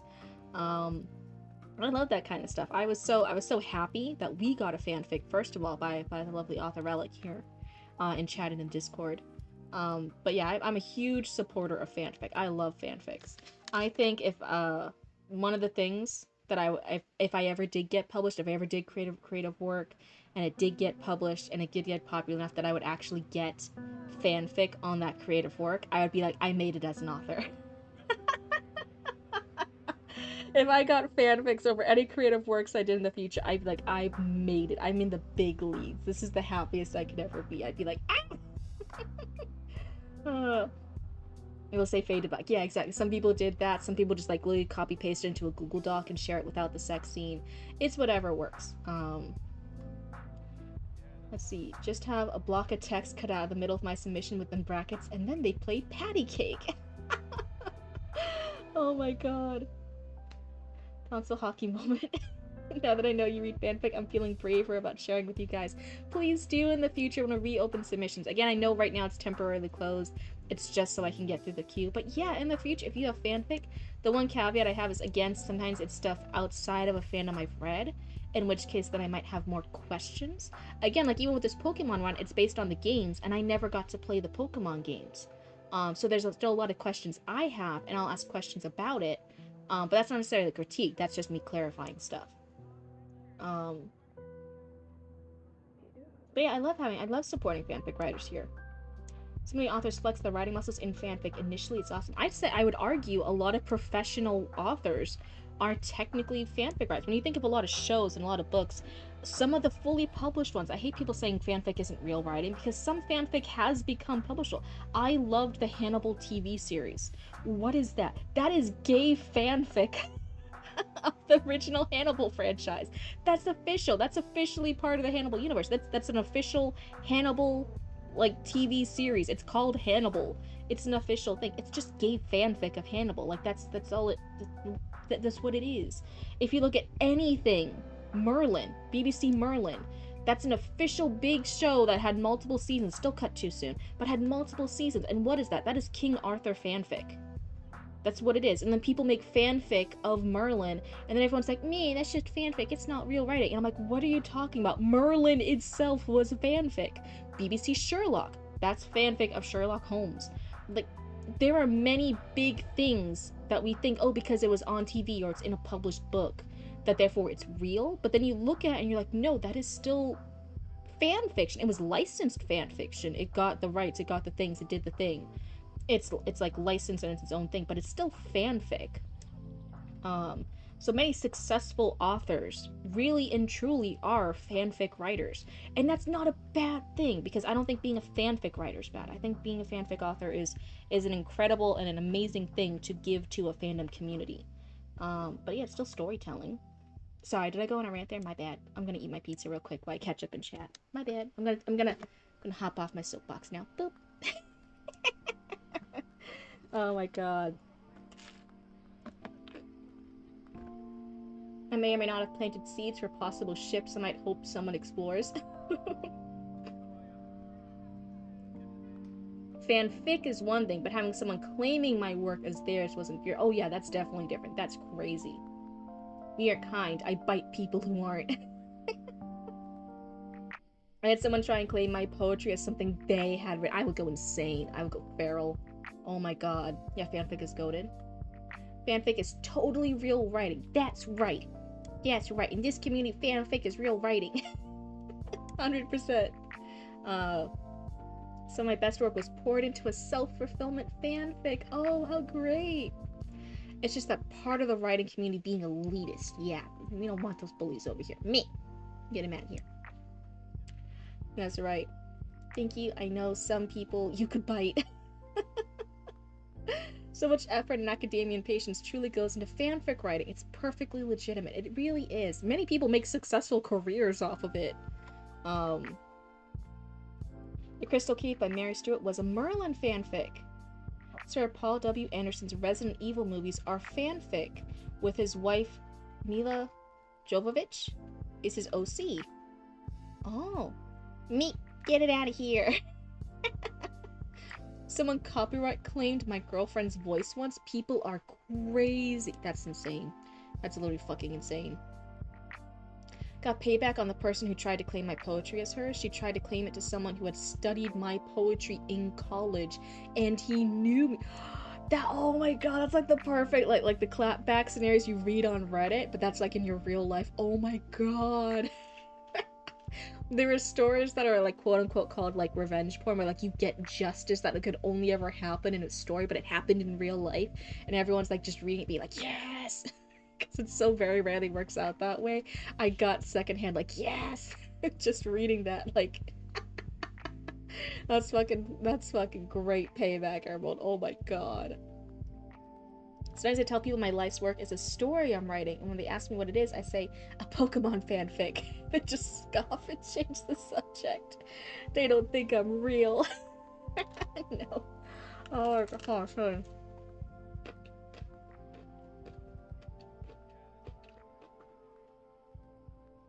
I'm glad you emailed your stuff to yourself. Yeah. Having that paper trail totally helps.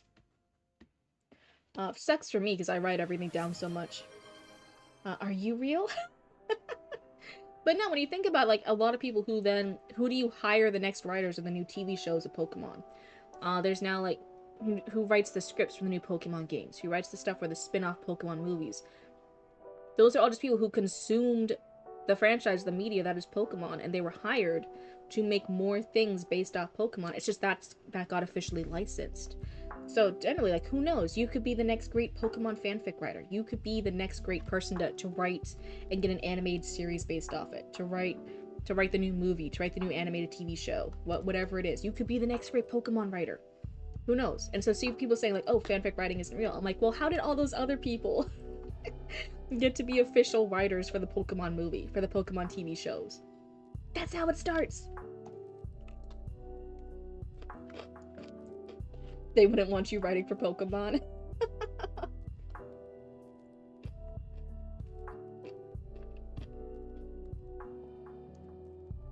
Kind of hard to steal someone's work on copyright when they have proof they wrote it. At that point, you're going for the copyright and the other person paid for it. Well, but yeah, I'm not saying like you specifically had to be. I'm just saying like as a comeback to that, like realizing like, wait, everyone else who helps write for that franchise is just being officially paid to write fanfic for it. Like, why isn't it valid when that is a valid career path for other people? And that's not saying you have to now go and be a Pokemon writer for a TV show or a series.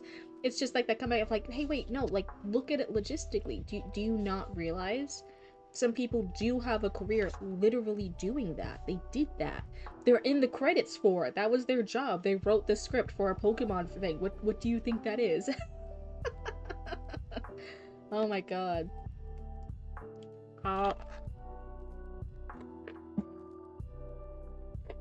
You're the realist. You're the most real. All the other raccoons, they're only like 30 to 40% real. You, genuine 80% real.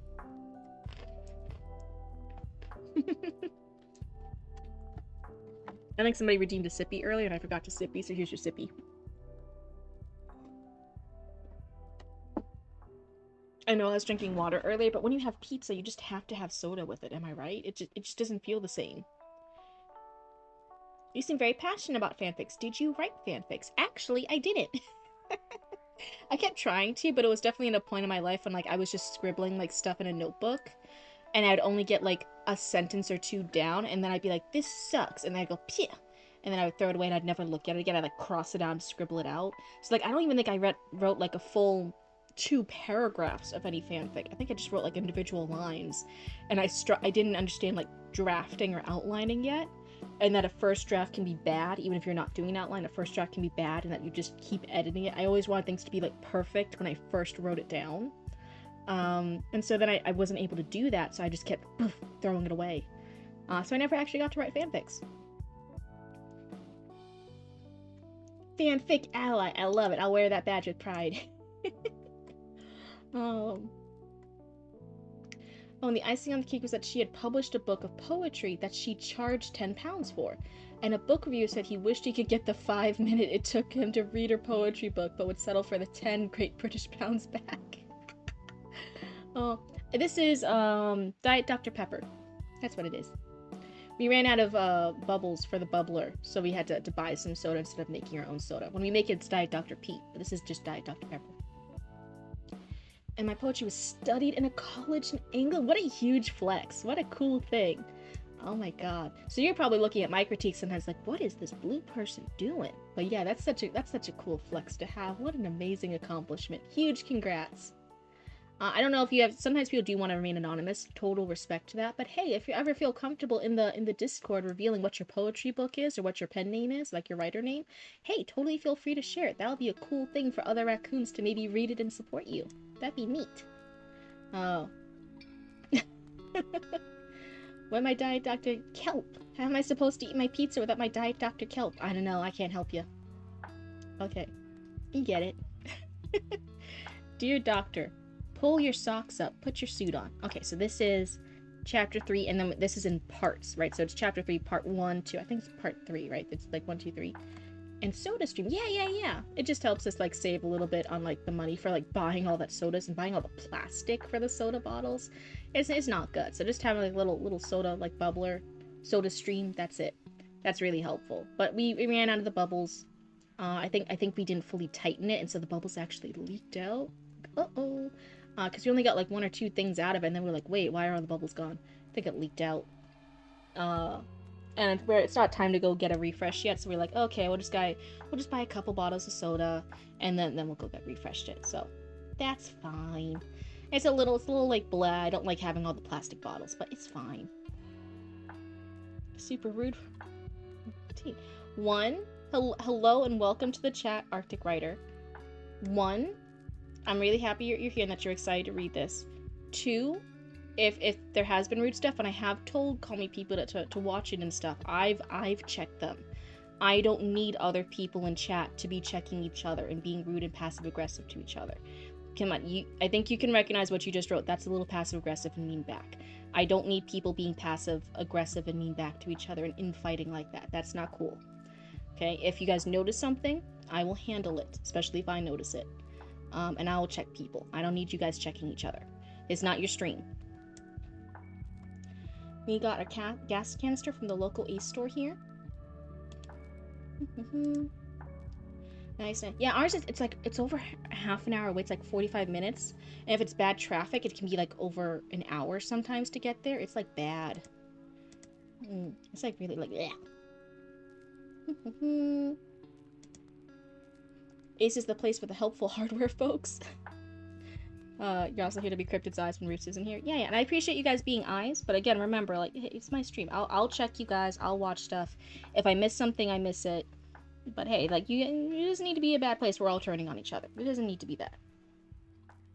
You used to live in Tampa and Orlando, so I get you. Yeah. See, you get it. It's traffic here is crazy. And yeah, the local place we get the balls from is in the Orlando area. It's sometimes fucking hell to get to this particular place. Oh my god.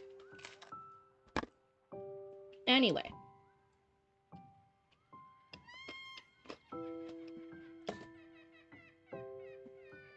Okay, okay, come on. Very nice. Sorry, I've just been watching for the last few hours. Thank you for hanging out with us. It's really nice, but I won't do it again. I appreciate it. But I'm not sorry. I think you can look at what you just wrote and still realize you're still being a little bit passive aggressive with that last part. You did not need to add that last part. Come on now. I don't know if this is a lot of like younger people in the chat sometimes, not always knowing how to hold their tongue sometimes. And that's still a learning and growing moment. I get that. But like, come on, you know that was a really nice message until that last little dig you did there. Come on. When I was a kid, I went to UCF. I just get you want all the pieces all inside thoughts, guys. Yeah. You don't need to be doing little checks. It's not cool or edgy to do like a last little jab in at people. We're all just trying to have a good time, especially me when I'm trying to desperately scarf down pizza slices before I read this. Poor Lambda waiting like, yeah, okay, I'll stay up for a little bit. Yeah, Cryptid, please read my piece. And I'm over here like, num num num num for the past bit instead of reading. You want to learn to be as kind and neutral as Cryptid? OMG. I'm glad I make you guys think that. Again, I feel so bad. The rest of the Cryptid family thinks I'm a huge fucking bitch. I'm always constantly fighting off the allegations. I'm always trying so hard to be nice, but I'm the biggest bitch to them, and I'm like, oh, okay.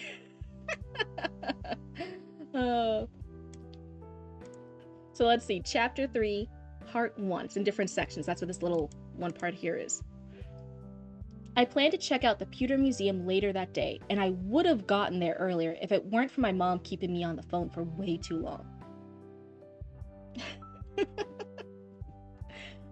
No matter what I told them about beating Brock and getting the boulder badge and how nice Pewter was, they just wanted to keep on talking.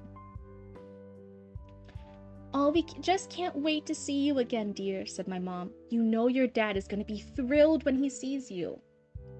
That made me smirk a little. Yeah, it's nothing really. You'll tell Daisy about the badge, right? Third time on the show, and you get nervous every time? I think that's so funny. I think that kind of puts things in perspective, too. I'm so happy this fic exists already. Yeah, it's a red and blue fic from the games.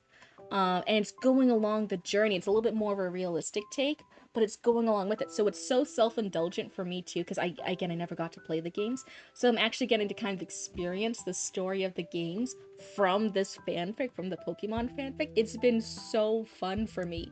And whenever there's some stuff that I'm like unaware of, people in the comments are like letting me know, like stuff from the game. They're like, oh yeah, it's about this and this. Or, oh yeah, you see this here. Or like, oh yeah, that was a tough part. And I'm like, ooh, this is so cool. Scripted versed in Pokemon lore. Only a little bit. I was a huge Pokemon kid as like a kid. And then like I grew up and I had depression. And then like more Pokemon lore just kept happening. It just kept happening. And I wasn't looking. And then I looked as an adult and I'm like, oh shit, there's so much lore now. There's so many new Pokemon. There's so many new movies. What happened? How did that happen? How does time keep passing by so fast? But yeah, it's first person, which again, I always give the disclaimer, I'm very picky about first person, but I've actually said before, I think the first person works fantastically for this fic because it's all about that really strong character voice. The character voice for this so far has been phenomenal. It's been one of the main selling parts. Like there were actually times when not a lot story, like action-wise, like storyline-wise was happening, but the voice was so compelling that I'm like, no, this is great. I love reading everything that the character's saying. Because he's so opinionated and he has such a clear way of expressing himself. Also, Gen 10 is coming with Waves and Winds. Protagonist is up to your interpretation. Yeah, he's kind of a little shit, but I love him. I love it.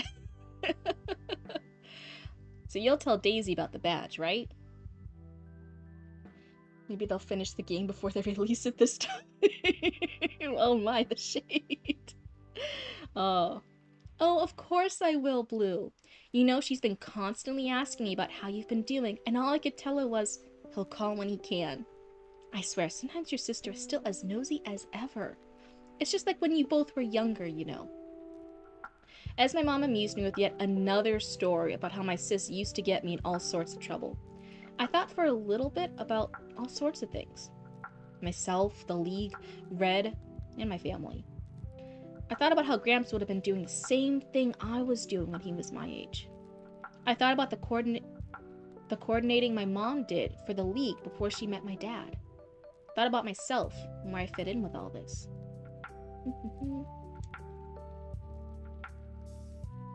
Okay, so I was gonna say, wait, is this whole paragraph? No, the sentence ends there. So this is two very similar length sentences. I think for the most part, right? I'm not completely coordinating.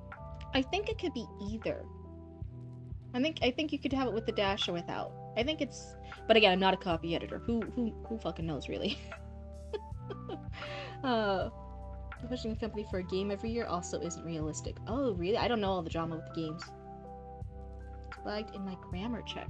So right now, these two sentences, I think we've talked before about sentence variety and also longer sentences, run-on sentences. I think that's been something I pointed out a few times.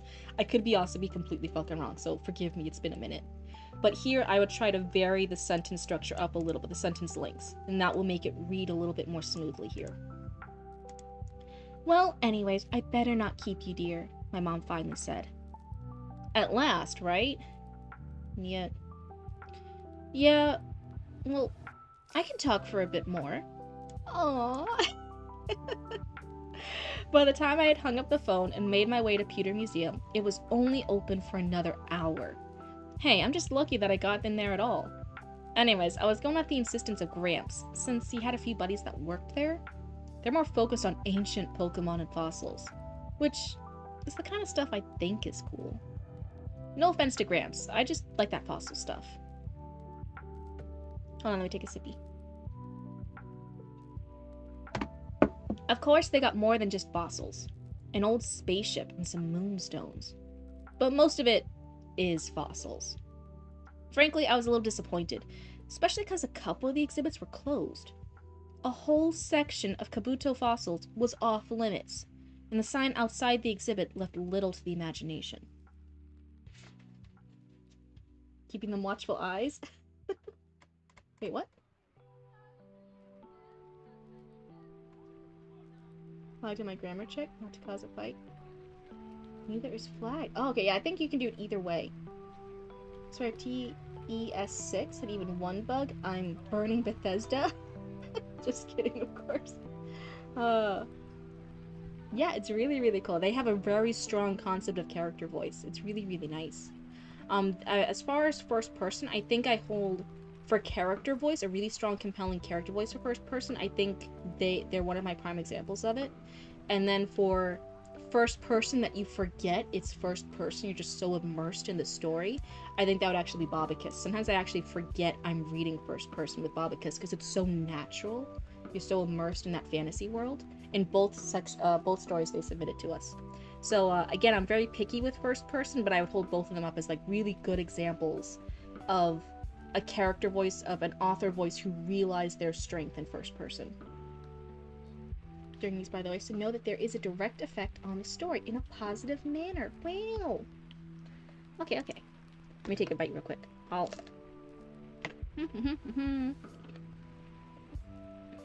There had the sign.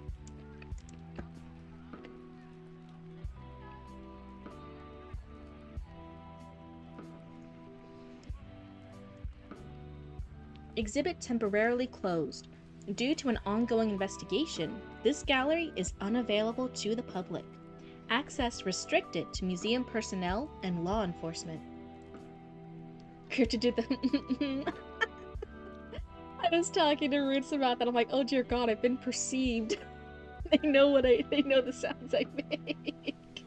Not about it. I mean, like, I don't even pay attention to some of those like little thinking noises I do, and I'm like, oh shit, like other people notice that. You've been perceived with something that you didn't think was very easily noticeable. You're no longer a target audience. Is it good marketing? No. It is a possibility they could do? Yes. Just my luck, eh? No fossils for me, I guess. There were a few officers there inspecting the scene. but I thought it best if I kept questions to myself. That's a first for me, right? Anyways, I left not long after. They're about to close anyway. I checked out of Boulder Inn the next morning, giving a last goodbye and thank you to the innkeeper, yet again scratching his beard.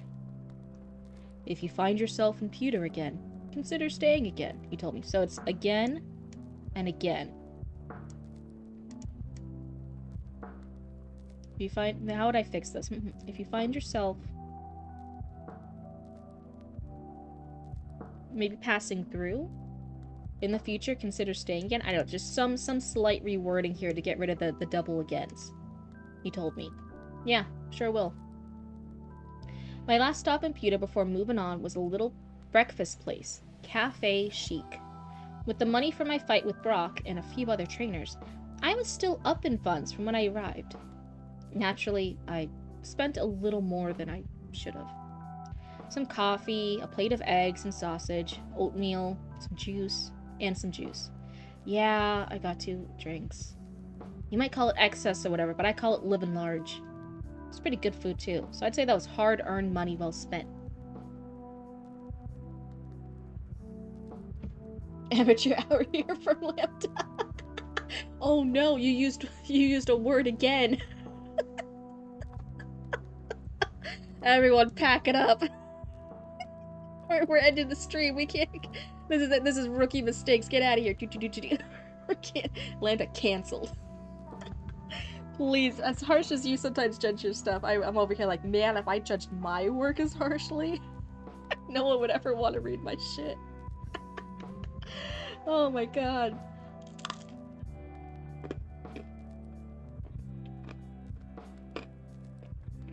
Sorry, I'm chewing real quick.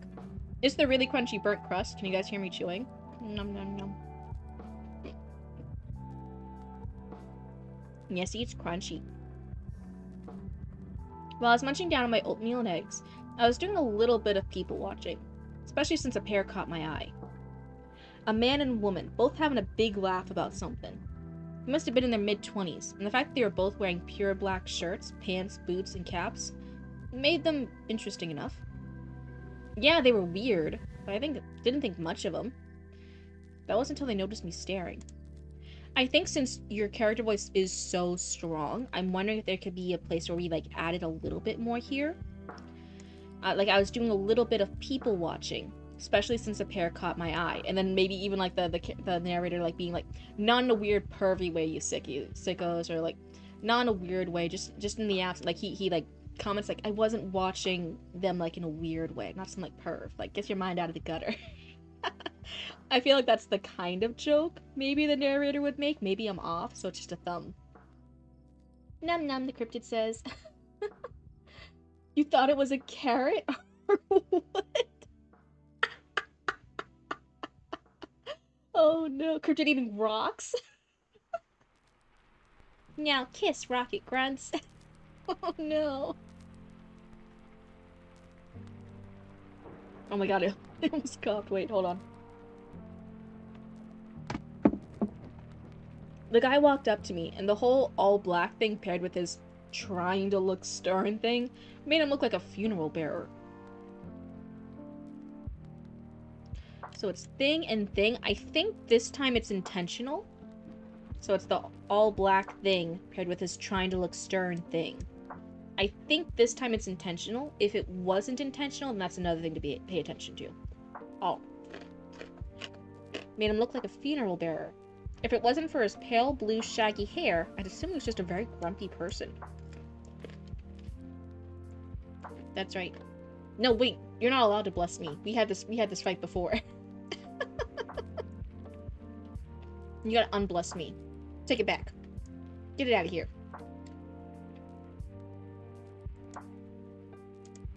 Hey kid, what's your deal? He asked me in a throaty voice. It's like he was trying to sound rich. Ooh. Again, I'm like having like little ideas and suggestions. Yeah, Kirsty, that's right. This is what I need. There was a thing for a couple streams ago. Curse you, Perry the platypus. A platypus? Perry the platypus? Oh. Like, I think because your narrator has such a strong voice, I'm like, ooh, wouldn't this be like just as a suggestion? So this isn't a critique. This is just like a suggestion, like spaghetti on the wall, right?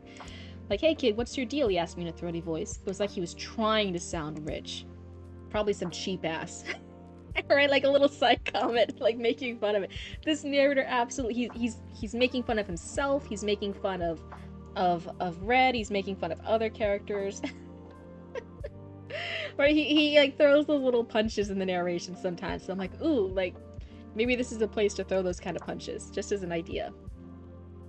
What? I'm just trying to eat breakfast, and I looked over because you and your friend over there were laughing. More sass, more sass, more sass, more sass. Do do do do.